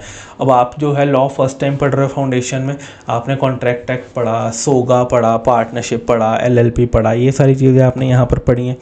तो अब इसमें क्या होता है कि एंटिटीज़ जो होती हैं और आपने कंपनीज एक्ट पढ़ा, तो इन सब में क्या होता है कि एंटिटी, अकाउंटिंग एंड लॉ ये बहुत ज़्यादा रिलेटेड चीज़ें क्यों हैं, क्योंकि आप ये पढ़ोगे, आपकी जो बैलेंस शीट है ना जो आपको अच्छी नहीं लगती, आपने +1 में, +2 में या फिर आपने कहीं ना कहीं BCom में ये वाली बैलेंस शीट पढ़ी होगी ना, equity and liability, assets, non current assets, आपने ये सारी चीज़ें पढ़ी होंगी यहाँ पर। ठीक है, ये वाला आपने पढ़ा होगा और P&L में आपने स्टेटमेंट ऑफ P&L पढ़ा होगा, ये सारी चीज़ें आपने पढ़ी होंगी। तो ये वाले जो फॉर्मेट्स हैं जो आपको अच्छे नहीं ना लगते, आप कहते हो कि सर ये वाला T फॉर्मेट ज़्यादा अच्छा है, ये वाला T फॉर्मेट ज़्यादा अच्छा है, ये मेरे को बढ़िया लग रहा है। तो ये वाली जो आपको बैलेंस शीट का फॉर्मेट दिया गया है ना, ये एक्चुअली कंपनीज एक्ट ने दिया है। कंपनीज एक्ट ने कहा कि हर कंपनी को बैलेंस शीट ऐसे बनानी है। अब आपको किसने डायरेक्ट किया, लॉ ने क्या कहा कि आपको अकाउंटिंग कैसे करनी है, ये सारी चीज़ें आपको किसने बताई हैं? लॉ ने। तो इसीलिए वो क्या कहता, आपका अकाउंटिंग और लॉ बहुत ज़्यादा इंटर रिलेटेड है। अब पार्टनरशिप एक्ट है, पार्टनरशिप में अगर आपने बात देखा होगा तो पार्टनरशिप बोलता है कि पार्टनरशिप के अकाउंट कैसे मेंटेन होंगे। एलएलपी एक्ट में आपको जो फॉर्मेट्स दिए गए हैं, एलएलपी कैसे बनानी है, एलएलपी के अकाउंट्स कैसे ड्रॉ करने हैं, ये सारी चीज़ें आपको लॉ में दी गई हैं। अब आप लोग अकाउंटिंग कैसे कर रहे हो? जैसे लॉ बोल रहा है आपको ठीक है जी। आप जब इंटर में चले जाओगे तो वहाँ पर पढ़ोगे अकाउंटिंग स्टैंडर्ड्स। अकाउंटिंग स्टैंडर्ड किसने कहे हैं? एक लॉ बना था अकाउंटिंग स्टैंडर्ड्स के लिए, उस बिहाफ पे आपने अकाउंटिंग स्टैंडर्ड्स बनाए हैं। आईसीआई ने मिलकर वो अकाउंटिंग स्टैंडर्ड्स का टेक्स्ट तैयार किया है। तो ये जो आपका पूरा अकाउंटिंग है ना, ये बेस्ड ही एक लॉ पर है, तभी उसको फॉलो कर रहे हो। ज़्यादा चीज़ें हम इंटर में सीखेंगे। नेक्स्ट लास्ट क्या आ जाता है? Accounting and management. इसमें वो क्या कह रहा है आपको? अब आपका जो मैनेजमेंट होता है, आपने पढ़ा होगा +2 में, जब अपन ने मैनेजमेंट की इतनी मोटी बुक पढ़ी थी बिजनेस स्टडीज़ की, वहाँ पर आपने पढ़ा होगा कि जो मैनेजमेंट होते हैं ना, उसको बहुत सारे डिपार्टमेंट में ध्यान देना पड़ता है। जैसे प्रोडक्शन हो गया, मार्केटिंग हो गया, फाइनेंस हो गया, सप्लाई सेल हो गया, ये सारी चीज़ों पर उसको ध्यान देना पड़ता है। अब इन सारे मैनेजर्स के बीच में एक फाइनेंस मैनेजर भी होता है। फाइनेंस मैनेजर का क्या मतलब होता है? CFO कौन होता है? चीफ फाइनेंशियल ऑफिसर, जो कि उस कंपनी के फाइनेंसिस को देखता है। अब जो मैनेजमेंट होती है वो तो सबसे ऊपर होती है। अब मैनेजमेंट को क्या है, क्या CFO को भी देखना है, CFO का काम भी देखना है, चीफ फाइनेंशियल ऑफिसर का भी काम देखना है। तो कहता है मैनेजमेंट के बहुत सारे फंक्शंस होते हैं, उसमें से एक फंक्शन क्या होता है? अकाउंटिंग होता है। जैसे कि मैनेजमेंट को मार्केटिंग भी देखनी है, प्रोडक्शन भी देखनी है, सेल्स भी देखनी है, वैसे ही मैनेजमेंट को फाइनेंसिस भी देखने होते हैं। तो यहाँ पे यही कह रहा है, कहता है मैनेजमेंट के ना बहुत सारे काम होते हैं, उसमें से एक क्या होता है? अकाउंटिंग भी होता है। कहता है अकाउंटेंट बहुत बढ़िया काम, बहुत ज़्यादा मेजर काम करता है ताकि मैनेजमेंट डिसीजन ले सके। अब अकाउंटिंग में क्या होता है कि आप लोग जो है फाइनेंशियल स्टेटमेंट्स बनाते हो, सब कुछ करते हो, तभी जाके मैनेजमेंट डिसीजन ले पाता है। अब आप अकाउंटिंग करोगे, फाइनेंशियल स्टेटमेंट्स बनेंगी, तभी मैनेजमेंट जाके आगे डिसीजन लेगी, नहीं तो डिसीजन ही नहीं ले पाएगी। तो इसलिए वो क्या कहता है? Therefore accounting can be tailored to meet the management needs. तो वो क्या कहता आप अकाउंटेंट, अब जब हम भी इंडस्ट्रियल ट्रेनिंग कर रहे थे या जब भी हम जॉब कर रहे थे और जब हमारी मैनेजमेंट हमसे कोई डेटा मांगती होती थी ना, तो हम उसको उसकी नीड के हिसाब से डेटा बना के बेचते थे। जैसे फॉर एग्जांपल मैं हिंडाल्को में था, तो हिंडाल्को में अगर मैनेजमेंट ने कहा है कि मेरे को नॉर्थ जोन का डेटा निकाल के दो कि कितना सेल हुआ, कितना प्रोडक्शन हुआ है, तो मैं पर्टिकुलर नॉर्थ जोन का निकाल के देता था। वो मेरे को कहता था कि भैया बांग्लादेश का बताओ, बांग्लादेश में कितना सेल हुआ है हमारा, तो वो मैं निकाल के दे देता था। तो यहाँ पे क्या है कि जैसा मैनेजमेंट को काम चाहिए वैसा ही अकाउंटेंट करके दे देता होता था। तो वो उसने यहाँ पे क्या कहा?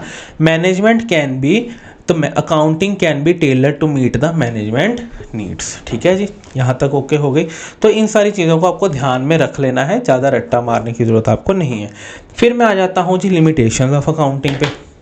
अब हमने ऊपर अकाउंटिंग की इतनी अच्छी बातें कर ली, सब कुछ सही है, इससे बढ़िया तो कोई चीज़ ही नहीं है, बट हर चीज़ की लिमिटेशन होती हैं, वैसे ही अकाउंटिंग की भी लिमिटेशन है। सबसे पहले अकाउंटिंग की लिमिटेशन के बारे में वो क्या कह रहा है आपको? कहता है the balance sheet can not reflect the true value of the assets. अब क्या आपकी बैलेंस शीट में, क्या आपने पढ़ा है ह्यूमन रिसोर्स आता है कभी? अब मैंने आपको कहा कि हर कंपनी का सबसे बढ़िया एसेट क्या है? ह्यूमन रिसोर्स है, उसकी जो एम्प्लॉयज़ है। क्या एम्प्लॉयज़ बैलेंस शीट में आते हैं? नहीं सर, एम्प्लॉयज़ तो नहीं आते। मेरे को एक बात बताओ, कल कोई एम्प्लॉय ना आए, क्या आपकी फैक्ट्री का ताला भी खुल पाएगा? नहीं सर, नहीं खुल पाएगा। तो इसका मतलब है कि एम्प्लॉय सबसे बड़ा एसेट नहीं है आपकी कंपनी का, है, बट क्या आप सबसे बड़े एसेट को बैलेंस शीट में दिखा रहे हो? सर नहीं, दिखा तो नहीं रहे। क्या आप दिखा सकते हो? क्या एम्प्लॉय को हायर करने की कोई जर्नल एंट्री होती है? नहीं सर। एम्प्लॉय को सैलरी पेमेंट करने की एक जर्नल एंट्री होती है, वो आपने डाल दी हुई है। ठीक है जी, कोई प्रॉब्लम तो नहीं है ना यहाँ तक। तो इसीलिए वो ये कह रहा है जी जो आपकी बैलेंस शीट है ना, तो आपकी तो ट्रू वैल्यू नहीं दिखा रही वो। ठीक है, तो ये सबसे पहली लिमिटेशन है। फिर वो क्या कहता आप बैलेंस शीट बना रहे हो, जैसे 31 मार्च 26 की बनाई। अब जो 31 मार्च 26 को बैलेंस शीट बनी है, उसने क्या दिखाया है? उसने 25-26 का डेटा दिखाया है, बट जब मैं एक कंपनी की बैलेंस शीट देखता हूँ तो मैं ये देखता हूँ कि भैया आने वाला टाइम इसका कैसा रहेगा, इस कंपनी का। क्या आज बैलेंस शीट आपको बता सकती है आने वाला टाइम कैसा रहेगा? क्या बैलेंस शीट आपको फ्यूचर बता सकती है? नहीं, बैलेंस शीट तो पास्ट डेटा पे बनती है, पास्ट ईयर के लिए बनती है। तो वही कहता है बैलेंस शीट ना पास्ट की चीज़ें दिखाती हैं, फ्यूचर की चीज़ें नहीं दिखा सकती वो, ठीक है। नेक्स्ट कहता है अकाउंटिंग इग्नोर्स इन्फ्लेशन। अब 5%, 6%, 10% का इन्फ्लेशन चल रहा है। क्या आप आपने देखा, आपने फाइनेंशियल स्टेटमेंट्स बनाए हैं इतने सारे, क्या कहीं पर कभी कोई इन्फ्लेशन की बात हुई है? नहीं सर, कहीं भी नहीं हुई। तो इतना मेजर चीज़ अकाउंटिंग मिस कर देता है, तो कहता है कि ये भैया तुम्हारी लिमिटेशन है। Sometime the accounting principle conflict with each other. ये चीज़ें आप इंटर में जाके पढ़ोगे ठीक है। कई बार क्या होता है कि जो अकाउंटिंग के प्रिंसिपल होते हैं वो एक दूसरे के साथ ही कन्फ्लिक्ट करना शुरू कर देते हैं, तो वो कहता है कि भैया वो भी उसकी limitation. Accounting estimate depend upon the judgement of the accountant. अब कई बार क्या होता है, सबसे बड़ा अकाउंटिंग एस्टिमेट का एग्जांपल है bad debts, provision for bad debts. अब ये कैसे पता लगे कि भैया 5% प्रोविजन बनानी है, 8% प्रोविजन बनानी है या 10% प्रोविजन बनानी है? ये कौन बताता है? मैनेजमेंट डिसाइड करता है, अकाउंटेंट डिसाइड करता है। अब ये अकाउंटेंट के एस्टिमेट पर है कि भैया कितने % की प्रोविजन बनानी है। कम भी बना सकते हो, ज़्यादा भी बना सकते हो, ये मैनेजमेंट के ऊपर है, ये अकाउंटेंट के ऊपर है। तो कहता है जहाँ पर जजमेंट इन्वॉल्व हो जाती है वहाँ पर गलती का स्कोप बढ़ जाता है, ठीक है। आप क्या कहोगे, मेरे को लगता है 5% बननी चाहिए। भैया लगता का क्या मतलब है? रैशनल तो होगा ना 5-10% का। तो वो यही कहता है जहाँ पर आपका एस्टिमेट इन्वॉल्व हो जाता है वहाँ पर गलती कर सकते हो, और ये आपकी अकाउंटिंग का लिमिटेशन हो जाता है, ठीक है जी। नेक्स्ट आ जाओ जी, role of the accountant in the society. एक अकाउंटेंट का सोसाइटी में क्या रोल होता है? अब मेरे को एक पहले बात बताओ, आपने सीए क्यों चुना? Why you want to do CA? Sir हमारे आसपास एक सीए था, उसको बहुत ज़्यादा रिस्पेक्ट मिलती है, हम जहाँ पे भी जाते हैं घर वाले कहते हैं सीए साहब, तो उसको बहुत ज़्यादा रिस्पेक्ट मिलती है। कोई भी हमको फाइनेंस के रिलेटेड डाउट होता है घर वाले सीए के पास पहुँच जाते हैं। तो ऐसी इज्जत कमानी है, ऐसा रुतबा रखना है, तो हमने इसीलिए सीए चुना। तो वहाँ पर भी यही कह रहा है वो, role of the accountant in society. ये पूछ लेता है आपको कई बार, कहता है ये हाईली रिस्पेक्टेड और vital for the public goods है, ठीक है। पब्लिक के लिए बहुत ज़रूरी रोल है ये, ठीक है जी, हाईली रिस्पेक्टेड रोल है ठीक है। कहता है it can transform a raw financial data into the meaningful insight. आप किसी भी सीए को अपनी बैंक स्टेटमेंट देना, आप किसी भी सीए को ना पिछले 1 साल की अपनी बैंक स्टेटमेंट देना, और वो आपको 2 दिन में ये बता देगा या फिर 1 दिन में, जैसे भी वो आपको ये बता देगा कि आपने पिछले साल में अपना मेजर पैसा कहाँ खर्च किया है, आपको क्या करना चाहिए क्या नहीं करना चाहिए, आपका कहाँ पैसा बच सकता था। तो वो लोग क्या करते हैं, वो एक रॉ इन्फॉर्मेशन को एक मीनिंगफुल इंसाइट में कन्वर्ट कर देते हैं, ठीक है। कहता है इसके बियॉन्ड टैक्सेशन, अकाउंटिंग कैसे टैक्स बचा सकते हैं, कंपनीज लॉ में एक्सपर्टाइज, बजटिंग करना, इकोनॉमिक एनालिसिस करना, ये सारी चीज़ें कौन करता है? ये एक चार्टेड अकाउंटेंट करता है या फिर एक अकाउंटेंट करता है, ठीक है। The scope of the profession is broad and is continuously expanding. कि आपका जो भी प्रोफेशन का स्कोप है वो बहुत ही ब्रॉड है, बहुत सारी चीज़ें करता है, और ये कंटिन्यूसली क्या कर रहा है? एक्सपैंड कर रहा है रोल, ठीक है जी आगे आ जाते हैं। आगे वो क्या कह रहा है, वो कहता है एरिया ऑफ द सर्विस क्या है। सबसे पहला कि एक अकाउंटेंट क्या क्या काम करता है। सबसे पहला काम वो क्या करता है? Maintenance of the books of accounts. सबसे पहले वो क्या करता है जी? वो आपकी बुक्स मेंटेन करता है, वो आपकी अकाउंट्स मेंटेन करता है। सेकंड, फिर उन बुक्स का क्या करता है? वो ऑडिट करता है। ऑडिट का मतलब क्या होता है कि जैसे चेकिंग, जैसे आप लोग टेस्ट देते हो, ठीक है। अब आप लोग टेस्ट देते हो तो हम उसको चेक करते हैं कि हाँ भाई आपने सही किया है या नहीं किया, फिर आपको नंबर देते हैं। तो वैसे ही ऑडिट क्या होता है, जो आपने बुक्स ऑफ अकाउंट बना रखी होती हैं उनको चेक करता है कि कहीं तुमने कोई एंट्री गलत तो नहीं कर दी, कहीं कोई एंट्री आपने एक जगह दूसरी जगह तो नहीं डाल दी। तो उन सबको चेक कर कर फिर वो अपना ओपिनियन देता है कि भैया आपने क्या बुक्स ऑफ अकाउंट सही से बनाई हैं या फिर नहीं बनाई हैं।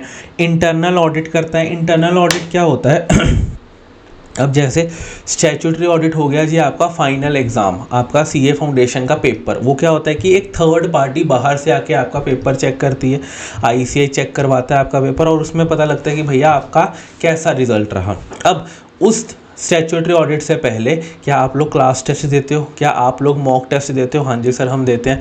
वो कौन चेक करता है? वो हम चेक करते हैं। तो ये हम दोनों, तो मैं तो आपके अंदर का आदमी हूँ, मैं तो आपका खुद का आदमी हूँ।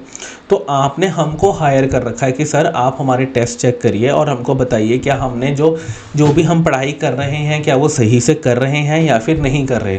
सिमिलरली जब भी आप ऑडिट की बात करते हो तो वहाँ पर कंपनीज क्या है, एक इंटरनल ऑडिटर हायर करती हैं। सबसे पहले आपकी books of accounts internal auditor देखता है। वो ये देखता है कि भैया क्या आपने सही से बुक्स मेंटेन करी हैं, आपके जो अकाउंटिंग के प्रोसेसेस हैं वो सही हैं या नहीं है। फिर बाद में जाके स्टैट्यूटरी ऑडिटर आता है, फिर वो वहाँ पर और गलतियाँ निकालता है। इंटरनल ऑडिटर तो अपनी रिपोर्ट बता के दे देता है, वो कहता है कि भैया ये सुधार लो। जैसे हम आपको कहते हैं कि इस चैप्टर पर फोकस कर लो, उस चैप्टर पर फोकस कर लो, यहाँ से क्वेश्चन आ सकता है, वहाँ से क्वेश्चन आ सकता है। सिमिलरली वैसे ही इंटरनल ऑडिटर भी कंपनी को बताता है कि भैया ये प्रोसेस सुधार लो, ऐसे ठीक कर लो या फिर वैसे ठीक कर लो। ठीक है जी, एक मिनट जी। तो इंटरनल ऑडिट और स्टैट्यूटरी ऑडिट में यही फ़र्क होता है जी कि इंटरनल ऑडिट क्या होता है कि हम जब स्टैट्यूटरी ऑडिटर आता है उससे पहले ही हम चेकिंग करवा लेते हैं कि भैया मेरी बुक्स ऑफ अकाउंट सारी ठीक है। ये ना हो कि भैया उसके सामने मेरी बेइज्जती हो जाए। तो जो पहले ही आप चेक करवा लेते हैं उसको क्या कहते हैं आप? Internal audit. ठीक है जी, चले जी आगे। हाँ जी चलो जी आगे। आगे आ जाओ जी टैक्सेशन पे। टैक्सेशन का क्या मतलब होता है? अब जैसे इनकम टैक्स है, जीएसटी है, आपने इन सब के बारे में तो सुना होगा। अब इन सब के महारथी कौन है? Chartered accountants. अब आप लोग भी इंटर फाइनल में इनकम टैक्स और जीएसटी पढ़ोगे, तो जब आप वो पढ़ोगे जी इनकम टैक्स का आपने सुना होगा, इनकम टैक्स की रेट पड़ गई जी, जीएसटी की रेट पड़ गई जी, ईडी की रेट पड़ गई जी। तो ये सारी चीज़ें कौन देखता है? ये सीए ही देखता है उसका आके कि भैया क्या उसने सही रेट मारी है या नहीं मारी है, क्या मेरे को सरकार से पैसा निकलवाना है या नहीं निकालना, मेरे को कौन सी इनकम टैक्स की रिटर्न फाइल करनी है, कैसे करनी है, कितने रुपए की करनी है। ये सारी चीज़ें कौन देखता है? ये एक चार्टर्ड अकाउंटेंट ही देखता है। ठीक है जी। तो टैक्सेशन भी कौन देखता है? एक सीए ही देखता है। Then management accounting and consultancy service. अब चलो अकाउंटिंग कर लीजिए, टैक्स कर लिया। अब एक बहुत बड़ा एरिया किसका आता है? मैनेजमेंट कंसल्टिंग का और आपके की मैनेजमेंट अकाउंटिंग का। इसमें क्या होता है कि अगर एक कंपनी चल रही है, फॉर एग्जांपल उसकी 100 करोड़ की टर्नओवर है। अब वो कहती है कि यार मेरे को ना अपना काम एक्सपेंड करना है, मेरे को पहले मैं सिर्फ पंजाब में काम करती थी, मेरे को हरियाणा चंडीगढ़ में भी काम करना है, मेरे को वहाँ पर जाके भी फैक्ट्रीज लगानी है। अब पैसा तो है, अब उसको ये सलाह लेनी है कि क्या मैं वहाँ पर जाकर फैक्ट्री लगाऊं या ना लगाऊं, अगर लगाऊं तो कितने रुपए इन्वेस्ट करूं, कहाँ इन्वेस्ट करूं, कहाँ से लोन लूं, कितने % पे लोन लूं। तो ये सारी चीज़ें कौन देखता है? ये सारा वो कहता है सीए साहब आके बताओ मेरे को कंसल्टेंसी दो कि मैं क्या करूं और कैसे करूं। ये सारी चीज़ों के लिए भी सीए काम आता है।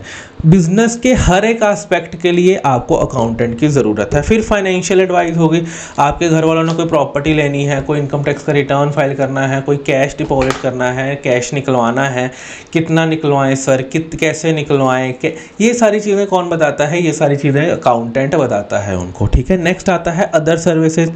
अदर सर्विसेज में क्या आता है? जैसे कि ट्रेडिशनल अकाउंटिंग, इनकम टैक्स, ये सारी चीज़ें ही वहाँ पर आती हैं। ठीक है। तो आपको पहली 6 चीज़ों में ध्यान रख लेना है आपका कि भाई अकाउंटेंट क्या क्या काम करता है। Then chartered accountant in industry.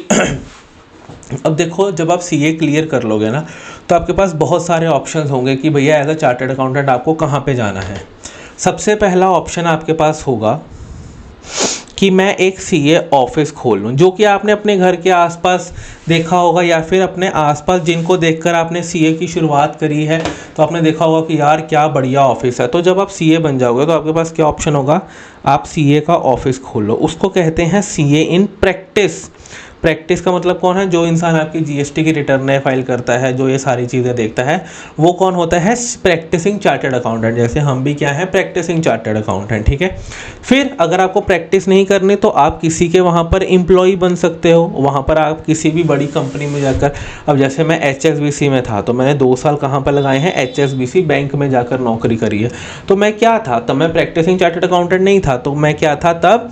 CA in industry. Industry का क्या मतलब होता है? बड़ी बड़ी कंपनियों में जाकर जब आप एक सीए काम करता है तो उसको कहते हैं इंडस्ट्री में काम करना। फिर बहुत सारे सीएस जब वो सीए बन जाते हैं वो कहते हैं कि यार सरकारी नौकरी मिल जाए, चाहे किसी सरकारी बैंक में मिल जाए या फिर किसी सरकारी कंपनी में मिल जाए, बढ़िया लाइफ सेट हो जाएगी। बहुत सारे आप भी ये सोचोगे कि यार सीए कर ली, चलो अब लाइफ सेट हो जाए, और ठीक भी है। मतलब लोग कहते हैं कि यार आपकी लाइफ ना अच्छी चलती है, मैंने देखा है अपने आसपास बंदा सेटिस्फाइड रहता है, बंदा कहता है यार ठीक है यार, अब मेरे को मेरी नौकरी से कोई नहीं निकाल सकता, आराम से आओ आराम से जाओ, बात ख़त्म हो गई। ठीक है जी। तो ये क्या हो गया, CA in public sector. Public sector कौन होता है, सरकारी सेक्टर। ठीक है, सीए इन पब्लिक सेक्टर। ठीक है जी।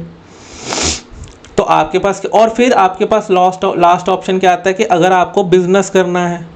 अब बहुत सारे लोग हैं, जैसे बोट है, अब बोट का जो मालिक है अमन गुप्ता, वो एक सीए है, ना वो प्रैक्टिस कर रहा है, ना वो किसी इंडस्ट्री में नौकरी कर रहा है, ना वो किसी सरकारी कंपनी में नौकरी कर रहा है, और ना ही वो कुछ और कर रहा है, वो अपना बिजनेस कर रहा है। तो क्या सीए अपना बिजनेस कर सकता है? बिल्कुल कर सकता है। सीए से हटकर भी बिजनेस कर रहा है वो भैया, वो तो ईयरफोन्स बना रहा है बैठ के। तो इसका मतलब क्या है कि सीए बनने के बाद आपके पास बहुत सारे ऑप्शंस क्या हो जाते हैं, ओपन हो जाते हैं। तो यहाँ पे वो यही कह रहा है, accountant in industry, chartered accountant in industry, कहता an accountant is a part of the highest planning team. अब चार्टर्ड अकाउंटेंट को कहाँ पे रखते हैं, वो सीएफओ बनाते हैं कि आके आप हमारी कंपनी के फाइनेंसिस को ओवरव्यू करो। ठीक है जी। ऑर्गेनाइजेशन का एम, ये सारी चीज़ें कौन है कि ये एक सीए इन इंडस्ट्री करता है। ठीक है जी। तो ये आपको पढ़ लेना है। फिर chartered accountant in public sector enterprise, जैसे मैंने आपको बता दिया। अब यहाँ पर पब्लिक सेक्टर एंटरप्राइज में ये नहीं लिख देना कि आराम की नौकरी है, सीए कहते हैं इतनी मेहनत कर ली है अब आराम करेंगे पूरी ज़िंदगी, ऐसा कुछ नहीं लिखना आपको। बस यहाँ पे लिखना है कि वहाँ पर भी चार्टर्ड अकाउंटेंट बहुत अच्छा रोल प्ले करता है, अपनी एक्सपर्टाइज से क्या है कि सरकारी कंपनी पब्लिक सेक्टर एंटरप्राइज को बढ़ाता है। तो जो मैंने ब्लू में लिखा है ये सारी चीज़ें आपको यहाँ पर लिख के आनी है। Then chartered accountant in framing the physical policy. अब आपको पता है कि आपका जो बजट आता है, जो भी आपका एनुअल बजट आता है, वो 1 फरवरी को आ जाता है। अब अगर आप देखो 1 फरवरी को तो बजट आता है, बट बजट बनने की जो तैयारी है वो कब से शुरू हो जाती है, वो अक्टूबर नवंबर से ही तैयारी शुरू हो जाती है। तो इसका मतलब अक्टूबर नवंबर दिसंबर जैन फेब 5 महीने तो बजट बनने की ही तैयारी होती रहती है। अब बजट में कौन से इनकम टैक्स के चेंजेस करने हैं, कौन सा जीएसटी का चेंज करना है, ये सारी चीज़ों के लिए एक सीए को कंसल्ट किया जाता है। हमारे से भी हमारी राय मशवरा मांगी जाती है। हमको मेल आती है कि अगर आपको कोई राय मशवरा देनी है एज अ सीए तो आप दे सकते हो, तो वो हमसे मांगी जाती है। हाँ ऑब्वियस ही बात है, सरकारें करती अपना ही है, बट चलो राय मशवरा तो मांगती हैं, किसी और से तो नहीं मांगती। तो कहता है सीएस का ये भी रोल है कि भैया कोई भी फिजिकल पॉलिसी है तो उसको फ्रेम करने के लिए जो है सीए काम आता है। फिर नेक्स्ट क्या बात कर रहा है वो, कहता है chartered accountant and the economic growth. जो सीए का रोल है ना, अब देखो आपने सीए के बारे में क्या सुना होगा। सीए का मतलब है रिटर्न फाइल कर देना, ऑडिट कर देना, ठीक है, स्टैंप मार देना, साइन कर देना। ये जो सारी चीज़ें आती हैं ना, ये कंप्लायंसेस के बीच में आती हैं। कल को सरकार कहे किसी को रिटर्न फाइल करने की ज़रूरत नहीं है, कल को सरकार कहे किसी को ऑडिट कराने की ज़रूरत नहीं है, क्या कोई सीए के पास आएगा? नहीं, कोई भी नहीं आएगा। तो अब इसीलिए क्या हो रहा है कि जो सीए का रोल है ना, वो कंप्लायंस से बहुत बढ़ता जा रहा है। अब किसी भी कंपनी को लोन लेना है, फंडिंग लेनी है, किसी भी कंपनी को एक्सपेंड करना है, तो ये सारी चीज़ों के लिए क्या है, एक सीए को वो हायर करते हैं। वो कहते हैं कि भैया आप आओ, आप हमको गाइड करो कि हमको कैसे पैसा उठाना चाहिए, हमको कितना पैसा उठाना चाहिए, कैसे करना चाहिए, किस रेट पे उठाना चाहिए, हमारी फाइनेंशियल रिपोर्ट्स बनाओ, हमारी जो है प्रोजेक्शंस बनाओ। तो ये सारी चीज़ें कौन करता है? एक चार्टर्ड अकाउंटेंट करता है। ठीक है। तो अगर कल को जाके सरकार कह भी दे कि भैया किसी को ऑडिट कराने की ज़रूरत नहीं है, किसी को कंप्लायंस करने की ज़रूरत नहीं है, क्या इसकी वजह से क्या कंपनियां बंद हो जाएंगी? नहीं, कंपनियां तो चलती रहेंगी। जब तक कंपनियां चलती रहेंगी तब तक बैंकिंग की रिक्वायरमेंट होगी, जब तक बैंकिंग की रिक्वायरमेंट होगी तब तक चार्टर्ड अकाउंटेंट्स की रिक्वायरमेंट होगी। तो इसीलिए वो क्या कहता है जो चार्टर्ड अकाउंटेंट है ना, वो तो अब इकोनॉमिक ग्रोथ में भी काफ़ी हेल्प करने लग चुके हैं।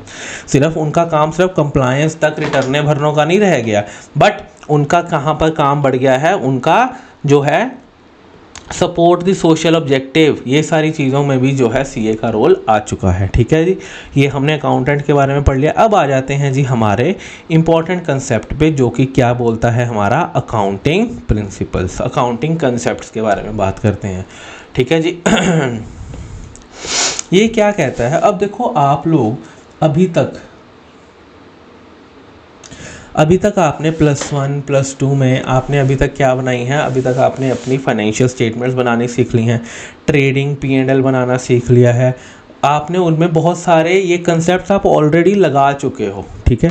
अब for example what do you mean by a debtor. Debtor का मतलब है फॉर एग्जांपल 10 मार्च 2026 को मैंने एक सेल करी, उसने मेरे को पैसा दिया 10 अप्रैल 2026 को, यहाँ पर मेरे को पैसा आया। क्या आप मेरे को बता सकते हो जो मैंने यहाँ पर 100 रुपये की सेल करी है, ये कौन से साल की इनकम बनेगी? क्या आप मेरे को बता सकते हो कि ये कौन से साल की इनकम बनेगी ये वाली? सर ये तो देखो सर, क्योंकि ये तो चलो क्रेडिट पर सेल हुई है, बट ये कौन से साल की इनकम बनेगी? 25-26 की बनेगी, ठीक है जी। अब ये 25-26 की क्यों बनी? क्योंकि मैंने कहा देखो मैं सेल तो कर चुका हूँ ना, हाँ पैसा बाद में आएगा। मेरे को एक बात बताओ, आप 26-27 में सेल क्यों नहीं रिकॉग्नाइज कर रहे? पैसा तो 26-27 में है ना, वहाँ पर क्यों नहीं रिकॉग्नाइज कर रहे? सर कैसी की बातें कर रहे हो, सेल हमने इस दिन कर दिया है तो पैसा आता रहेगा, कोई बात नहीं, हमने डेटर बना तो दिया, जब पैसा आएगा तब ठीक है, सेल तो यहाँ पे करी है। क्या आपने यहाँ पर एक एक्रूअल कंसेप्ट नहीं लगा दिया? एक्रूअल का मतलब क्या है कि भैया आपको जो भी अकाउंटिंग करनी है वो आपको एक्रूअल बेसिस पे करनी है। इसका मतलब क्या है, आपको जो भी आपका इनकम है, जो भी आपके एक्सपेंसेस है, आपको वो तब रिकॉर्ड करने हैं जब वो इनकर हुए, जब आपका खर्चा इनकर हुआ, या फिर जब आपकी इनकम हुई तब आपको रिकॉर्ड करने हैं, रेदर देन कि जब उसका पैसा आया या फिर जब आपने उसका पैसा पे किया। ये वाला कंसेप्ट कौन है? आपका एक्रूअल का कंसेप्ट है। तो इसलिए मैंने क्या कहा, आपने जो भी अभी तक अपनी फाइनेंशियल स्टेटमेंट्स बनाई हैं उसमें आप ऑलरेडी ये सारे कंसेप्ट्स लगाते ही आए हो, बट अब आप इनको डिटेल में पढ़ेंगे। ये कंसेप्ट्स बहुत इंपॉर्टेंट हैं, क्यों? क्योंकि ये ट्रू फॉल्स में भी पूछ लेता है और कई बारी एक पर्टिकुलर कंसेप्ट को उठा के एक थ्योरी का क्वेश्चन भी बना देता है, ठीक है जी। इसमें से आपको पक्का कुछ ना कुछ पेपर में देखने को मिल जाएगा, चाहे ट्रू फॉल्स में मिले या फिर आपका कंसेप्ट्स में मिले, ठीक है जी, या फिर आपको एक बड़ा थ्योरी के क्वेश्चन में मिले। अकाउंटिंग कंसेप्ट्स क्या होता है? ठीक है, ये अपने को accounting concepts are the basic assumptions which are accepted from the foundation of accounting, जो कि आप एक बेसिक अजम्पशंस लेते हो अकाउंटिंग कंसेप्ट्स में, ठीक है जी, वो होती हैं। अकाउंटिंग प्रिंसिपल्स क्या होते हैं? अकाउंटिंग प्रिंसिपल्स वो होते हैं which help you in the presentation, यहाँ लिख लो, presentation and preparation of financial statements. These are the conventions which help you in the preparation and the presentation of financial statement. सबसे पहला क्या है आपका भाई अकाउंटिंग कंसेप्ट में? सबसे पहला क्या आता है आपका? Entity concept.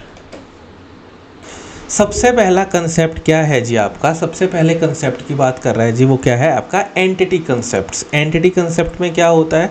वो कहता है जी देखो, जो बिजनेस होता है और जो ओनर होता है, अब जैसे कि आपका पार्टनरशिप ही ले लो, ठीक है, आपने रिसेंटली पार्टनरशिप किया है, तो पार्टनरशिप में क्या होता है? एक पार्टनर होता है और दूसरा क्या होता है? पार्टनरशिप होती है, पार्टनरशिप एज अ होल होती है।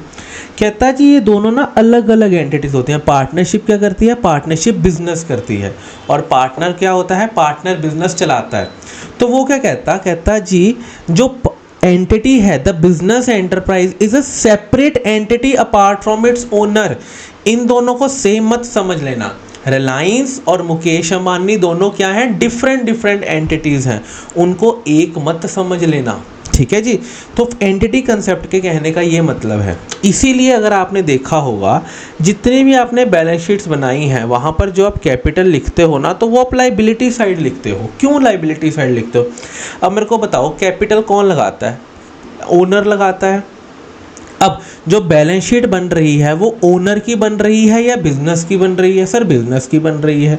तो मेरे को एक बात बताओ, बैलेंस शीट जो बन रही है वो बन रही है बिजनेस की, जो कैपिटल लगा रहा है वो कौन लगा रहा है? वो ओनर लगा रहा है। अब आपने बिजनेस शुरू किया, फॉर एग्जांपल आप एक बिजनेस हो, आप में किसी थर्ड पर्सन ने पैसा लगाया कि जा तुम आगे जाके बिजनेस करो। आपको जो थर्ड पर्सन ने पैसा दिया, क्या वो आपकी लाइबिलिटी है? हाँ जी सर, वो हमारी तो लाइबिलिटी तो है ही है, देखो ऐसे तो नहीं है, वो हमारी लाइबिलिटी है। तो ऐसे ही जो बिजनेस को पैसा मिला है चाहे ओनर से ही मिला है, वो क्या है? उसकी लाइबिलिटी। ये कंसेप्ट क्यों आया? क्योंकि बिजनेस और ओनर क्या है? दोनों अलग अलग हैं, इसीलिए इसका नाम क्या है? Entity concept. एंटिटी में वो क्या कहता है? कहता है business enterprise is different from the owner. The accountant should treat a business as a distinct entity from its owner. The entity concepts help to ascertain how much amount of money is due to the owner in the form of its capital. ठीक है जी, ये दोनों अलग हैं, इसीलिए उसकी balance sheet में जो है कैपिटल आपकी लाइबिलिटी साइड आती है। ठीक है जी, चलें जी आगे, आओ जी। नेक्स्ट वो क्या कह रहा है? Money measurement concept. कहता जो भी ट्रांजैक्शन है बिजनेस में ना, देखो बहुत सारी ट्रांजैक्शंस होती हैं। अब मेरे को एक बात बताओ, आपका 100 रुपये की इन्वेंट्री का नुकसान हो गया, ठीक है, आपकी एक इन्वेंट्री पड़ी थी 100 रुपीज़ की, वो नुकसान हो गया, आपने क्या एंट्री डाली? P&L account debit to inventory entry डाली होगी। इन्वेंट्री आपने क्यों क्रेडिट किया? क्योंकि इन्वेंट्री जो पड़ी थी अब 100 रुपये कम की पड़ी है, क्योंकि वो तो ख़राब हो गई, और P&L आपने डेबिट कर दिया क्योंकि आपको अपना एक्सपेंस दिखाना था। ये आप एंट्री इसीलिए कर पाए क्योंकि आप इसको एक मनी के टर्म में मेजर कर सकते थे। पर अगर आप सिमिलरली एक चीज़ को देखो, अगर आपका एक बहुत अच्छा एम्प्लॉय, मतलब बहुत ही बेहतरीन एम्प्लॉय जॉब छोड़ के चला गया, कल को आपको पता ही नहीं है बिज़नेस रन करना कैसे है, या फिर आप बिज़नेस तो रन कर लोगे बट एफिशिएंटली जितना वो रन कर पा रहा था आप, मतलब आपके जो बाकी वर्कर्स हैं वो नहीं कर पाएंगे। क्या आपके बिज़नेस को इस चीज़ का लॉस हो रहा है? हाँ जी सर, लॉस तो होगा ही। क्या आप इस ट्रांजैक्शन की कोई एंट्री डाल सकते हो कि आपका बहुत अच्छा फेथफुल एम्प्लॉय नौकरी छोड़ के चला गया? क्या आप इसकी कोई एंट्री डाल सकते हो? सर नहीं, इसकी तो कोई एंट्री नहीं डाल सकती। तो फिर आप इसकी एंट्री इसलिए नहीं डाल पाए क्योंकि ये आप मनी की टर्म्स में मेजर ही नहीं कर सकते इस ट्रांजैक्शन को। तो इसलिए होगा कहता आप उन्हीं चीज़ों को रिकॉर्ड करोगे, only those transactions which can be measured in the terms of money are recorded. जो आप ट्रांजैक्शन मनी की फॉर्म में रिकॉर्ड कर सकते हो, उन्हीं ट्रांजैक्शंस को आप क्या करोगे? रिकॉर्ड करोगे। ठीक है जी, ये हो गया आपका। कहता है एंटिटी और मनी मेजरमेंट कंसेप्ट ना, ये बेसिक कंसेप्ट्स हैं, वो तो हमको पता ही है, these are the basic concepts. Next आता है पीरियोडिसिटी कंसेप्ट। पीरियोडिसिटी कंसेप्ट में वो क्या कहता है? अब मेरे को एक बात बताओ, आप लोग फाइनेंशियल स्टेटमेंट्स क्यों बनाते हैं? Why are you guys making the financial statement? Sir हम फाइनेंशियल स्टेटमेंट इसलिए बना रहे हैं ताकि हम अपने बिजनेस की जो भी परफॉर्मेंस है उसको ट्रैक कर पाएँ। आप लोग जब स्कूल में होते थे, आपने फॉर एग्जांपल अगर आपने एक स्कूल से ही अपनी सारी स्कूलिंग करी है, फर्स्ट से लेकर 12th तक, जैसे मैं फर्स्ट से लेकर 12th तक एक ही स्कूल में था, ठीक है। अब मैं कितने साल, इवन नर्सरी से लेकर 12th तक मैं एक ही स्कूल में था, तो मैं 15 साल एक ही स्कूल गया हूँ। हाँ जी सर। मेरे को एक बात बताओ, जब मैंने 12वीं में स्कूल छोड़ा तो क्या उसने मेरे को पूरे 15 साल का रिपोर्ट कार्ड दिया? नहीं। जैसे ही एक साल खत्म होता था मेरे को मेरा रिपोर्ट कार्ड मिल जाता था, जैसे ही फर्स्ट खत्म हुई फर्स्ट का रिपोर्ट कार्ड, जैसे ही सेकंड खत्म हुई सेकंड का रिपोर्ट कार्ड। तो यहाँ पर भी वो यही कह रहा है जब आपको, अब वो मेरे को हर साल स्कूल रिपोर्ट कार्ड क्यों देता था? ताकि आप ईयर ऑन ईयर अपनी परफॉर्मेंस ट्रैक कर पाओ। अब मेरी मॉम मेरे को क्या कहते थे, अरे 6th में 90% आए, 7th में 85 हो गए, अब तो 8th में 80% ही होंगे। तो यहाँ पर क्या था कि मैं ईयर ऑन ईयर अपनी परफॉर्मेंस को क्या कर रहा था? ट्रैक कर रहा था कि भैया मैं ईयर ऑन ईयर कैसे परफॉर्म कर रहा हूँ। सिमिलरली कंपनीज को भी अपनी performance year on year track करनी पड़ती है। तो इस वजह से वो लोग क्या करते हैं, वो पर्टिकुलर पीरियड को सिलेक्ट करते हैं, कोई भी पीरियड हो सकता है, 12 महीने का पीरियड वो लोग सिलेक्ट करते हैं और उस पीरियड में वो अपनी परफॉर्मेंस देखते हैं। कंपनी, अब जैसे रिलायंस है, उसको 60-65 ईयर्स होने वाले हैं स्टार्ट हुए। क्या रिलायंस 60-65 ईयर्स का कच्चा चिट्ठा रखेगी? नहीं, वो पिछले साल का कच्चा चिट्ठा आपको बताएगी कि भैया पिछले साल हमने ये किया, हमारी परफॉर्मेंस देख लो। तो यहाँ पर भी वो ये कहता जो आप small fraction of the time is chosen out of the infinite life of the business for measuring the performance. आपको अपनी परफॉर्मेंस को मेजर करने के लिए आप कोई एक छोटा टुकड़ा, वक्त का एक छोटा टुकड़ा लेकर आप क्या करोगे? आप परफॉर्मेंस मेजर करोगे। कहता है generally 1 year of period is taken, generally आप 1 साल का पीरियड लेते हो जहां पर आप लोग अपनी परफॉर्मेंस ट्रैक करते हो। ठीक है जी। तो यहाँ पर वो पीरियोडिसिटी में क्या कहता है कि आपको अपनी इतनी बड़ी लाइफ में से छोटे छोटे टुकड़ों में अपनी परफॉर्मेंस को ट्रैक करना है। ठीक है जी, आओ जी नेक्स्ट आ जाओ। नेक्स्ट आ गया जी आपका accrual concept, one of the most concept important concepts. Accrual concept में वो क्या कह रहा है आपको, कहता आपको कोई भी इवेंट हो रहा है, कोई भी ट्रांजैक्शन हो रही है, आपको वो तब रिकॉर्ड करनी है व्हेन इट इज़ इनकर्ड।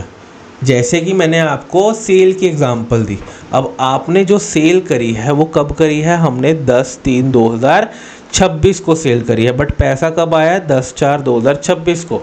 अगर मैं देखूं आपने सेल करी है 25-26 के साल में, बट आपको पैसा कब आया है 26-27 के साल में आया है। तो इसका मतलब क्या है कि आपको सेल किस साल में रिकॉर्ड करनी है 25-26 में, इररिस्पेक्टिव कि आपको पैसा कब आ रहा है। पर वही ये हमने क्यों किया, क्योंकि हम क्या फॉलो कर रहे हैं, एक्रूवल कंसेप्ट फॉलो कर रहे हैं। एक्रूवल कंसेप्ट में क्या होता है, आप लोग तब चीज़ें रिकॉर्ड करते हो व्हेन दे एक्चुअली अकर, जब वो होती हैं, ना कि जब उनका पैसा आपको मिल जाता है, ना कि जब उनका पैसा आप पे कर देते हो।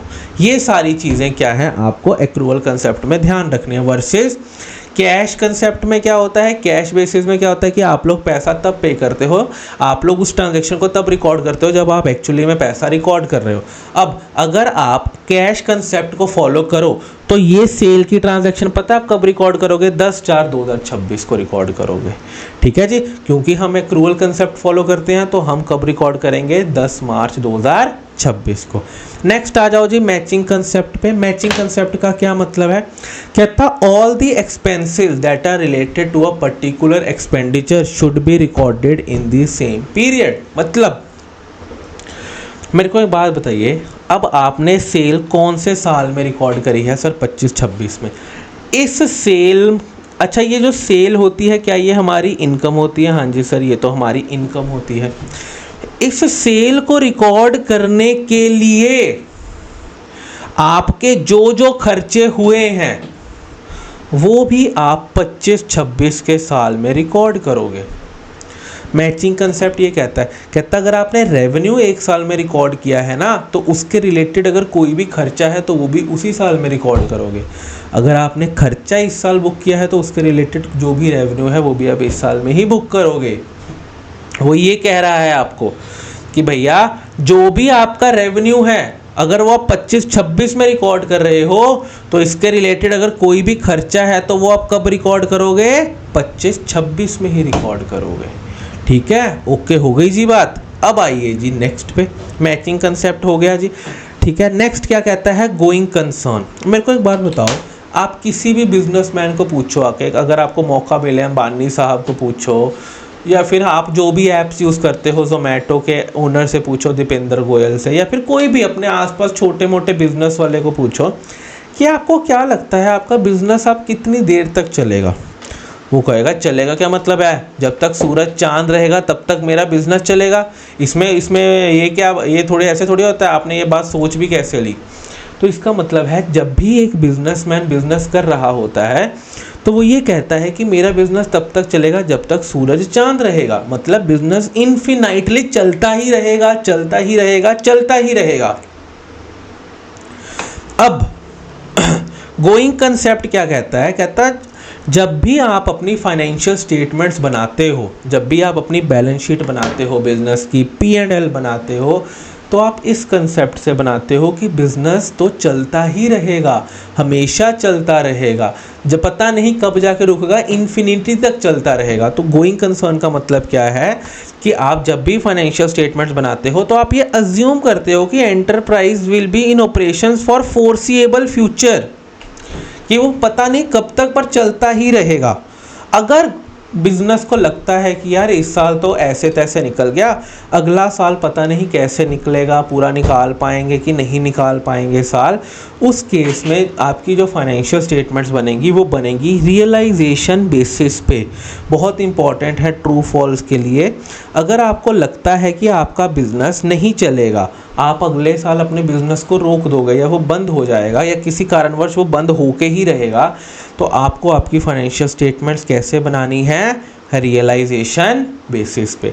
अगर आपको लगता है कि मेरा बिजनेस तो सूरज चांद तक चलेगा, तब आपको अपनी फाइनेंशियल स्टेटमेंट कैसे बनानी है, on the basis of going concern basis. ठीक है जी, चलें जी आगे। अब इसी के साथ मिलता जुलता एक और कंसेप्ट कर लेते हैं जी हम, जिसको कहते हैं जी हम रियलाइजेशन कंसेप्ट। रियलाइजेशन कंसेप्ट में वो क्या कह रहा है आपको, कहता it follows a cost concept. इसमें वो क्या कहता any change in the value of an asset is to be recorded only when the business will realise it.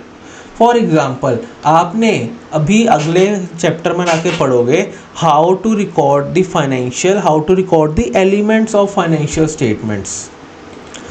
अब देखिए होता क्या है, आपने एक एसेट खरीदा, ठीक है जी, एग्जाम्पल ले लेता हूँ। आज आप 5 लाख रुपए का एक एसेट खरीद के लेके आए, ठीक है जी। जब आप 5 लाख रुपए का एसेट खरीद के लेके आए होगे, आपने क्या एंट्री डाली होगी? सर देखो, हम अगर एसेट 5 लाख का खरीद के लेके आए हैं तो हमने एंट्री डाली होगी एसेट टू बैंक, कितना, 5 लाख। क्या आपने ये एंट्री डाली होगी? फटाफट से बताइए। हाँ जी सर, हमने ये डाली होगी, कोई प्रॉब्लम ही नहीं है। आपने एसेट कितने पे रिकॉर्ड किया है? 5 लाख रुपए पे। जिस दिन आप एसेट खरीद के लेके आए, उसके अगले दिन पता लगा मार्केट में इस एसेट की वैल्यू गिरकर 4.5 लाख हो चुकी है।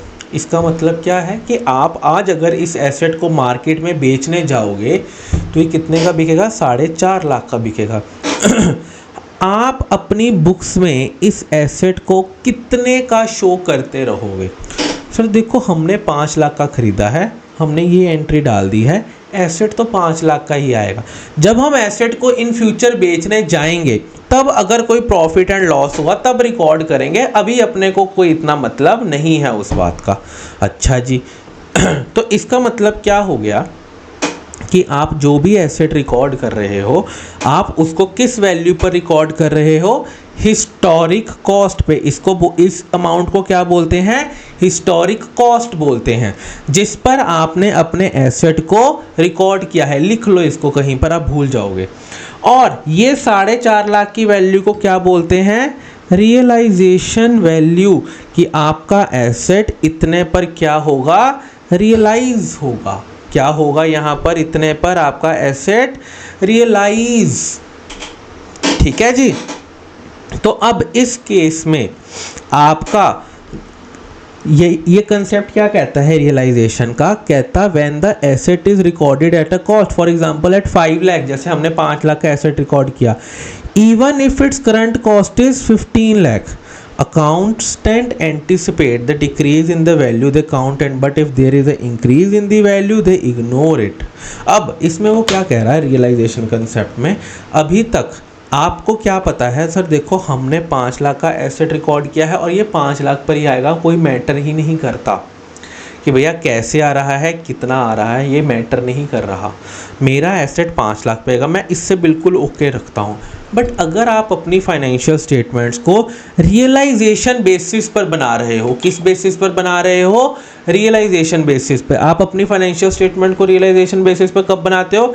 जब आपको लगता है कि यार मेरा तो बिजनेस बंद होने वाला है, पता नहीं आज बंद हो जाए, कल बंद हो जाए। तो उस केस में आपका एसेट आप कितने पे दिखाना शुरू कर दोगे? 4.5 लाख रुपए पे। कितने पे दिखाना शुरू कर दोगे? 4.5 लाख रुपए पे। ठीक है जी, इसको बोलते हैं रियलाइजेशन बेसिस पर अपने एसेट को दिखाना। चल सकते हैं जी आगे? हाँ जी सर, चल सकते हैं जी आगे। अब आओ जी आगे।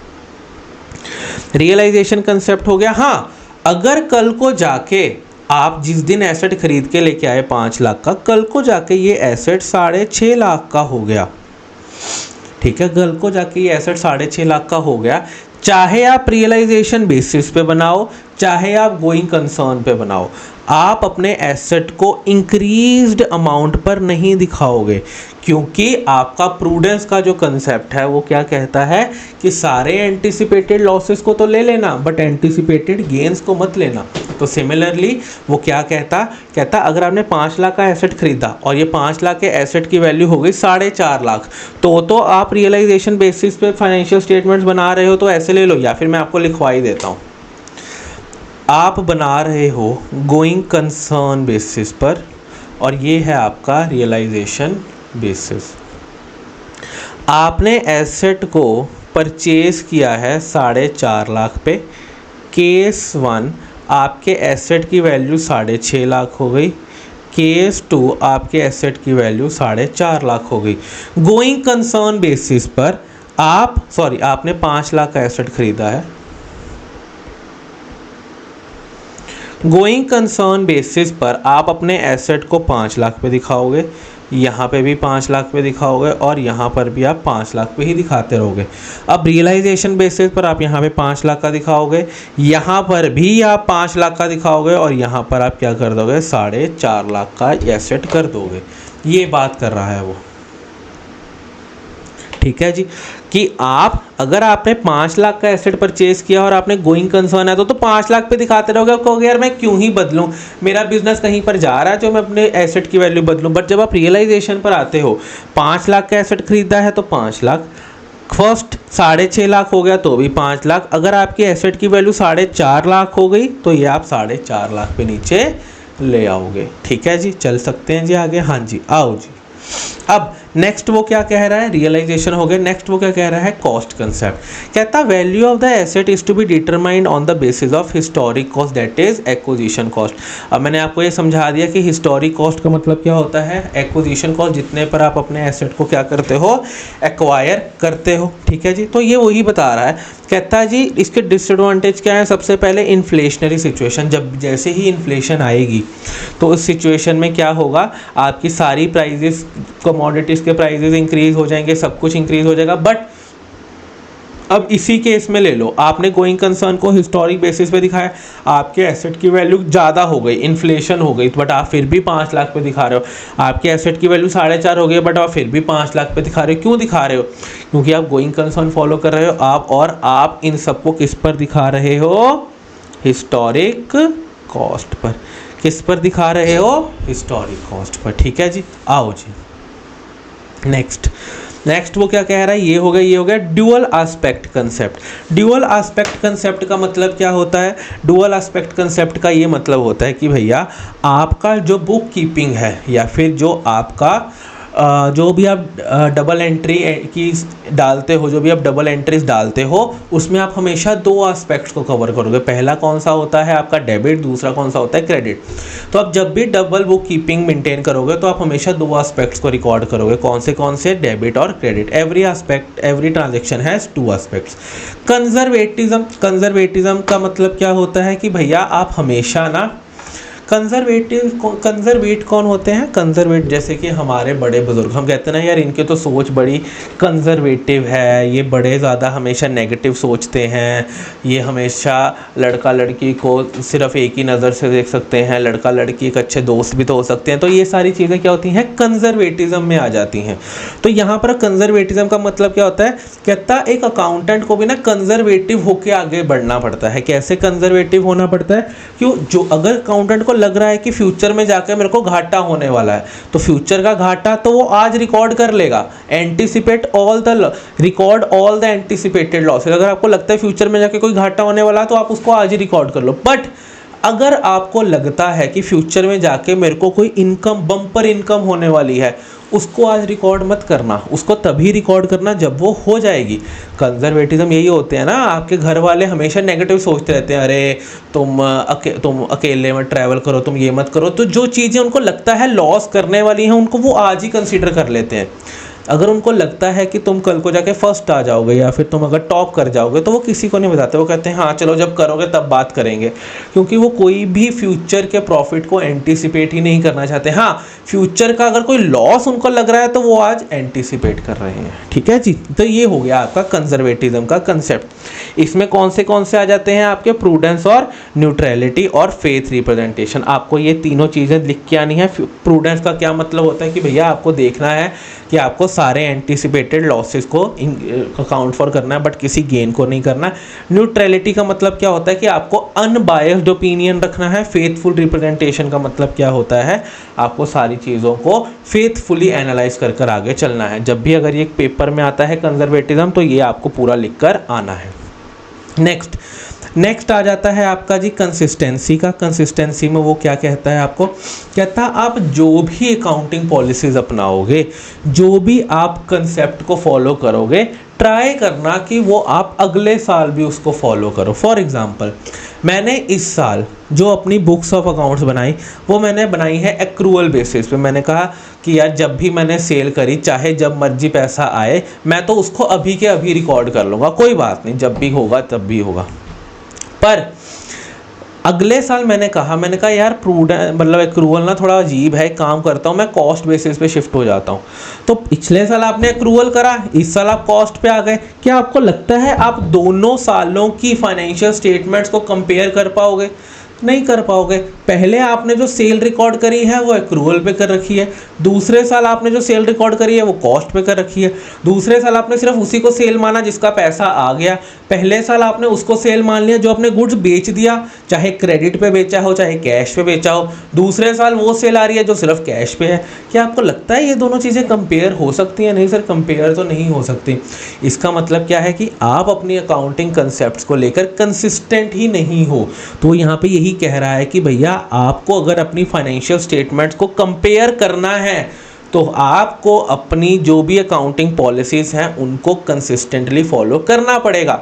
अगर आपने इस साल एक्रूअल किया है तो अगले साल भी एक्रूअल। हाँ, वो कहता कई बार क्या होता है आपको अपनी अकाउंटिंग पॉलिसी को चेंज करना पड़ सकता है। अब कंसिस्टेंसी के चक्कर में ये थोड़ी है कि 1947 की पॉलिसियाँ फॉलो करते रहोगे, भैया आपको चेंज तो करनी पड़ेंगी, बट उस चेंज का रीज़न क्या होना चाहिए। ऐसे नहीं कि आज सुबह उठा यार मेरा मन किया कि यार एक्रूअल छोड़ो कैश करते हैं, कैश पे फॉलो कर लेते हैं, ऐसा नहीं। शाम को मेरा मन कर रहा है नहीं यार एक्रूअल ही ठीक है, ऐसा नहीं करना। अगर आपको पॉलिसी चेंज करनी है तो भैया उसका कोई ना कोई आपके पास रीज़न होना चाहिए कि मैं क्यों वो पॉलिसी को चेंज करना चाहता हूँ। तो कहता पॉलिसी चेंज करने का रीज़न क्या क्या हो सकता है। चेंज इन स्टैट्यूट, स्टैट्यूट का मतलब क्या होता है, लॉ। सरकार ने ही कह दिया कि भैया आज से तुमको कैश अकाउंटिंग फॉलो करनी है, तो भैया सरकार के ऊपर कोई हो सकता है नहीं, तो आपको यही करनी पड़ेगी। Second, compliance with accounting standards. आपके किसी अकाउंटिंग स्टैंडर्ड ने कहा कि अगर आपको आपकी फाइनेंशियल स्टेटमेंट्स बनानी है तो आपको कैश अकाउंटिंग ही फॉलो करनी पड़ेगी। तो क्या आप इससे डाइवर्ट हो सकते हो? नहीं, अकाउंटिंग स्टैंडर्ड ने कह दिया। Third, better presentation. आपको लगता है कि यार अगर मैं अपनी कैश अकाउंटिंग करूंगा ना तो मेरी फाइनेंशियल स्टेटमेंट ना बहुत अच्छे से प्रेजेंट हो पाएंगी, इन्वेस्टर्स को बहुत अच्छे से प्रेजेंट कर पाऊंगा मैं अपने शेयर होल्डर्स को। तो अगर ये तीन चीज़ें हैं, अगर इनमें से कोई भी एक चीज़ है तो आप अपनी अकाउंटिंग पॉलिसी को चेंज कर सकते हो। नेक्स्ट आ जाता है मटीरियलिटी। अब लाखों करोड़ों की कंपनीज हैं, रिलायंस क्या है, लाखों करोड़ों की कंपनी है। अब रिलायंस में क्या हुआ, 100 रुपये का पेन गुम हो गया या 100 रुपये का एक इन्वेंट्री पड़ी थी वो ख़राब हो गई। क्या आपको लगता है रिलायंस जो लाखों करोड़ों की कंपनी है उसको 100 रुपये की इन्वेंट्री से कोई फ़र्क पड़ रहा है? नहीं सर, कोई फ़र्क नहीं पड़ रहा। इस कंसेप्ट को बोलते हैं मटीरियलिटी। अब हमने अभी शुरुआत में जब हमने ऊपर पढ़ रहे थे अकाउंटिंग विद अदर डिसिप्लिन, तो उधर हमने पढ़ा था अकाउंटिंग एंड स्टैट्स का।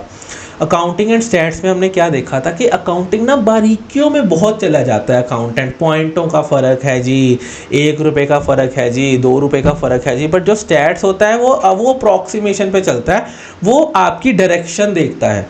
ठीक है, तो अब यहाँ पर वो ये कह रहा है जी देखो अकाउंटेंट को कहोगे ना रिलायंस के कि 100 रुपये का नुकसान हो गया, वो कह रहा है अरे 100 रुपये का नुकसान हो गया, क्यों नुकसान हो गया, ऐसे कैसे नुकसान हो गया, इन्वेस्टर्स को बताना पड़ेगा। अरे भैया करोड़ों लाखों की कंपनी है, 100 रुपये का नुकसान इन्वेस्टर को बताओगे क्या?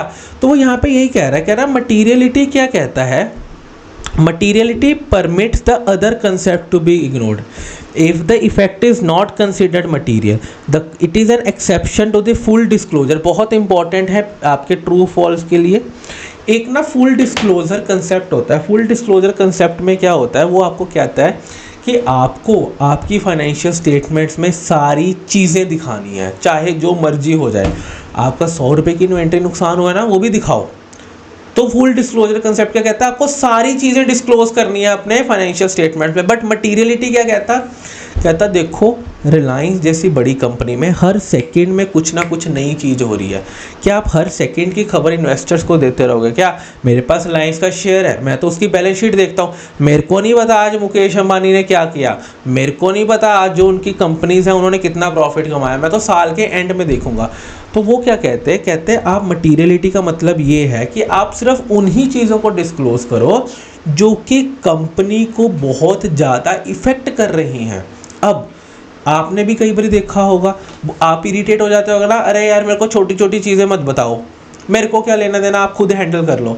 मेरे को वो बताओ जहाँ पर मेरी सलाह की लोड़ है या फिर जहाँ पर मेरे को बहुत गहरा इम्पैक्ट पड़ रहा है। 1 रुपये की चीज़ जी 1.5 रुपये की हो गई, क्या आपको फ़र्क पड़ रहा है? कोई आगे से कोई बात नहीं यार, आधा पैसा एक्स्ट्रा दे देंगे। 100 रुपये की चीज़ 120 की हो गई, क्या आपको फ़र्क पड़ रहा है? हाँ सर, वहाँ थोड़ा सा फ़र्क पड़ रहा है। तो वैसे ही कहता मटीरियलिटी का मतलब है सिर्फ उन्हीं चीज़ों को बताओ जो कि मेरे लिए इंपॉर्टेंट है, मेरे को छोटी मोटी चीज़ों से कोई फ़र्क नहीं पड़ रहा। ठीक है जी। And it is an exception to the full disclosure principle. Full disclosure principle का मतलब क्या होता है कि आपको आपकी फाइनेंशियल स्टेटमेंट में सारी चीज़ें डिस्क्लोज करनी है। ठीक है जी। यहाँ पर आके आपके क्या हो गए जी, फाइनेंशियल आपके अकाउंटिंग कंसेप्ट्स खत्म हो गए। नेक्स्ट आ जाता हूँ मैं। नेक्स्ट वो क्या कह रहा है आपको कि what are the 3 fundamental accounting assumptions. देखो जब भी आप कोई भी फाइनेंशियल स्टेटमेंट देख रहे हो, ठीक है, किसी भी कंपनी की, चाहे कंपनी है, पार्टनरशिप है, बैलेंस शीट है, जो भी है, अगर आप वो सारी चीज़ें देख रहे हो, उस फाइनेंशियल स्टेटमेंट में ये 3 चीज़ें डिफ़ॉल्ट हैं। क्या है? डिफ़ॉल्ट। जैसे आप नया फ़ोन लेते हो, उसमें कुछ सेटिंग्स डिफ़ॉल्ट होती है ना। आपने नया फ़ोन लिया, उसमें कुछ ऐप्स डिफ़ॉल्ट पे आती हैं। जैसे अगर आपने एंड्रॉयड ख़रीदा है तो कुछ चीज़ें उसमें डिफ़ॉल्ट पे आती हैं। जैसे अगर आप आज एंड्रॉयड ख़रीद रहे हो तो उसमें जेमिनी ऑलरेडी इंस्टॉल्ड आता है। तो ये सारी चीज़ें क्या हैं? ये एक फाइनेंशियल स्टेटमेंट की डिफ़ॉल्ट सेटिंग्स हैं कि ये तो होना ही है, होगा, उसमें कोई भी दो राहें है ही नहीं। सबसे पहला क्या है? Going concern. अगर अब यहाँ पे अकाउंटिंग अजम्पशन क्यों लिखा? क्योंकि जब मैंने फाइनेंशियल स्टेटमेंट बनाई या फिर मैंने फाइनेंशियल स्टेटमेंट देखी तो मैं ये अज्यूम कर रहा हूँ कि ये 3 चीज़ें तो उसमें होंगी ही होंगी, ये 3 चीज़ें तो उसमें होंगी ही होंगी। हाँ, अगर इसमें से कोई चीज़ नहीं है तो बड़ा फाइनेंशियल स्टेटमेंट्स पे लिख के आना चाहिए कि भैया ये चीज़ फॉलो नहीं हो रही। सबसे पहला गोइंग कंसर्न। आप रिलायंस की बैलेंस शीट देख रहे हो, रिलायंस की बैलेंस शीट आपने पूरी पढ़ी, कोई बात गोइंग कंसर्न की नहीं करी, आपको क्या लगेगा कि कंपनी भी अगले साल भी चलती रहेगी? हाँ जी सर। अगर रिलायंस की बैलेंस शीट में फॉर एग्जांपल उसने लिख दिया कि बस जुलाई 2026 तक की कंपनी थी, उसके बाद बंद हो जाएगी, तो उस केस में वो अपनी बैलेंस शीट में लिख के देगा कि भैया जुलाई 2026 में अपना बिजनेस बंद कर रहे हैं। तो इसका मतलब क्या है? क्या वो गोइंग कंसर्न अजम्पशन पर है? नहीं सर, वो तो बिजनेस बंद कर रहा है। तो इसीलिए इन तीनों, अब ये जो तीनों अजम्पशन है ना, ये हमेशा उस बैलेंस शीट में फॉलो हो रही हैं। अगर कुछ नहीं लिखा तो फॉलो हो रही हैं, अगर कुछ लिखा है इनके बारे में तो मतलब वो फॉलो नहीं हो रही। पहला क्या है? Going concern. अगर आपने बैलेंस शीट पढ़ी तो इसका मतलब है कि बैलेंस शीट किसको ध्यान में रख के बनी हुई है कि भैया ये बिजनेस तो चलता ही रहेगा। Second, consistency. कंसिस्टेंसी का मतलब क्या है कि जो आपने अकाउंटिंग कंसेप्ट पिछले साल लगाए थे वही अकाउंटिंग कंसेप्ट इस साल भी लगे हुए हैं। अगर कुछ नहीं बोला गया, अगर आपकी बैलेंस शीट में कुछ नहीं बोला कि भैया अगर जो पिछले साल अकाउंटिंग कंसेप्ट लगा था क्या वो इस साल भी लगा है या नहीं लगा, तो आप ये मानोगे कि जो पिछले साल अकाउंटिंग कंसेप्ट लगा था वही इस साल लगा है। क्या है? कंसिस्टेंटली फॉलो हो रहे हैं। हाँ, अगर आपने इस साल अपना कोई अकाउंटिंग कंसेप्ट चेंज किया है तो आप वहाँ पर मेंशन करोगे कि भैया इस साल हमने अपना ये अकाउंटिंग कंसेप्ट चेंज किया है। नेक्स्ट, एक्रूअल पे। एक्रूअल का क्या मतलब होता है कि भैया मैं सारे इनकम्स और एक्सपेंसेस को रिकॉर्ड कर लूँगा जब भी वो इनकर हुए, मैं कैश अकाउंटिंग फॉलो नहीं कर रहा। अगर किसी बिजनेस का मन है कि यार मेरे को तो कैश अकाउंटिंग फॉलो करनी है तो उसको अपनी फाइनेंशियल स्टेटमेंट्स में लिखना पड़ेगा बड़ा कि भैया हम कैश अकाउंटिंग फॉलो करने वाले हैं। ठीक है। अगर कंपनी ने कुछ नहीं लिखा, if nothing has been written about the fundamental accounting assumptions, then it is assumed that they have been followed in the preparation of financial statements। अगर आपकी कंपनी ने कुछ नहीं लिखा कि हमने एक्रूवल फॉलो किया है या कैश फॉलो किया, तो इसका मतलब है कि उसने एक्रूवल ही फॉलो किया है। ठीक है जी। नेक्स्ट आ गया जी मतलब आपका फाइनेंशियल स्टेटमेंट्स का। फाइनेंशियल स्टेटमेंट का मतलब तो हमको पता ही है। फिर नेक्स्ट आ गया जी आपका qualitative characteristics of financial statement, जी हम ऊपर पढ़ चुके हैं, इनको बस एक बारी ध्यान में रख लेना। एक इसमें एक इम्पॉर्टेंट पॉइंट है आपका सब्सटेंस ओवर फॉर्म का। ये समझ लेते हैं कि सब्सटेंस ओवर फॉर्म क्या है। आपके भी आसपास ऐसा होता होगा, हमारी तो चलो अब एज ही ऐसी हो गई है कि अब आपके स्कूल में दो दोस्त होंगे, काफ़ी क्लोज हैं, उनको एक दूसरे का सब कुछ पता है, फैमिली सब कुछ पता है, सारा दिन देखो तो व्हाट्सएप पे वो बातें करते रहते हैं, स्नैपचैट पे बेस्ट फ्रेंड्स भी हैं एक दूसरे के, तो एक दूसरे को लाइव लोकेशन भी भेज के रखते हैं जब भी इधर उधर जाते हैं। बट जब भी आप उनको पूछते हो कि यार तुम्हारा कुछ है क्या, वो कहेंगे नहीं नहीं यार we are just good friends, हमारा कुछ नहीं है। उससे सामने दूसरे वाले से पूछो, वो भी कहेगा यार we are just good friends. तो इसका मतलब क्या है, एक मिनट जी, तो हम कहाँ पर थे, हाँ हम ये बात कर रहे थे कि भैया दोनों से पूछो, वो लोग कहते हैं कि we are just good friends, यार ऐसा कुछ नहीं है हमारे साथ। बट अभी क्या हुआ, आप जब थोड़े बड़े हुए तो उन दोनों की शादी हो गई। आपने कहा यार तुम तो सिर्फ दोस्त थे, दोस्त तो मेरी भी थी, वो मेरे साथ तो नहीं हुई, तुम्हारे साथ कैसे हो गई। तो इसका मतलब क्या था, जो वो आपको दिखा रहे थे उससे कुछ उस ट्रांजैक्शन में उससे कुछ ज़्यादा था। इसका मतलब क्या था कि जब भी आप कोई ट्रांजैक्शन देख रहे हो तो इसका मतलब है कि उसमें क्या है, आपको कैसे देखना है, आपको मिरर के पीछे देखना है कि भैया पीछे क्या है। अगर आप भी उनकी बात मान लेते कि हाँ यार दोस्त ही होंगे, कोई बात नहीं, बहुत अच्छे दोस्त होंगे, तो आपका क्या बन जाता है या नहीं बन जाता। तो अगर आप कहते नहीं नहीं है पक्का है, ये बता नहीं रहे हैं, है पक्का कुछ ना कुछ तो है, तो आप क्या देखते, आप देखते कि there is much more than the only friendship. ठीक है जी। स्क्रीन ब्लैंक हो गई है, कोई बात नहीं, टेंशन नहीं लेनी है, हमारा जो है कंसेप्ट भी ओके हो चुका है। ठीक है, यहाँ तक हमने पढ़ लिया है। नेक्स्ट अपन शुरू करेंगे जी कैपिटल एंड रेवेन्यू वाली चीज़ें, वो अपन नेक्स्ट वीडियो से शुरू करेंगे। ठीक है जी। Thank you very much. पढ़ते रहिए ऐसे ही जैसे आप पढ़ते रहे हैं, आपके पेपर ज़्यादा दूर नहीं है, आपको पढ़ते रहना है। अब पढ़ाई के सिवा और कुछ नहीं करना आपको, आप ज़रूर निकलेंगे। और ध्यान रहे फाउंडेशन का रिज़ल्ट जो है अब वो थोड़ा सा कम हो चुका है पहले से। इस लेवल पर, इस लेवल ऑफ एज पर 18-19 के ही हो गया। मैं नहीं चाहता कि आप लोग फेलियर को एक्सपीरियंस करो, और आप भी नहीं चाहते होगे, ऑब्वियस सी बात है। बट ये चाहने से कुछ नहीं होगा जब तक हम उसकी तरफ काम नहीं करेंगे। आपको पढ़ते रहना है, कोई भी प्रॉब्लम आएगा तो बिंदास होकर पूछना है, घबराना नहीं है। और एक बारी जब आपका फाउंडेशन क्लियर हो गया तब इंटर तो आप आराम से कर ही लेंगे। पहला स्टेप ही मुश्किल होता है हमेशा, जब आपने पहला स्टेप ले लिया, जब पहला गियर अगर आपने डाल लिया तो दूसरा तीसरा तो डल ही जाएगा आराम से। ठीक है जी। Thank you very much. मिलते हैं जी नेक्स्ट वीडियो में। अगर आपने चैनल को सब्सक्राइब नहीं किया है तो प्लीज़ चैनल को सब्सक्राइब कर लीजिए, क्योंकि आपके एक सब्सक्रिप्शन के बटन से हमको बहुत कॉन्फिडेंस मिलता है। Thank you.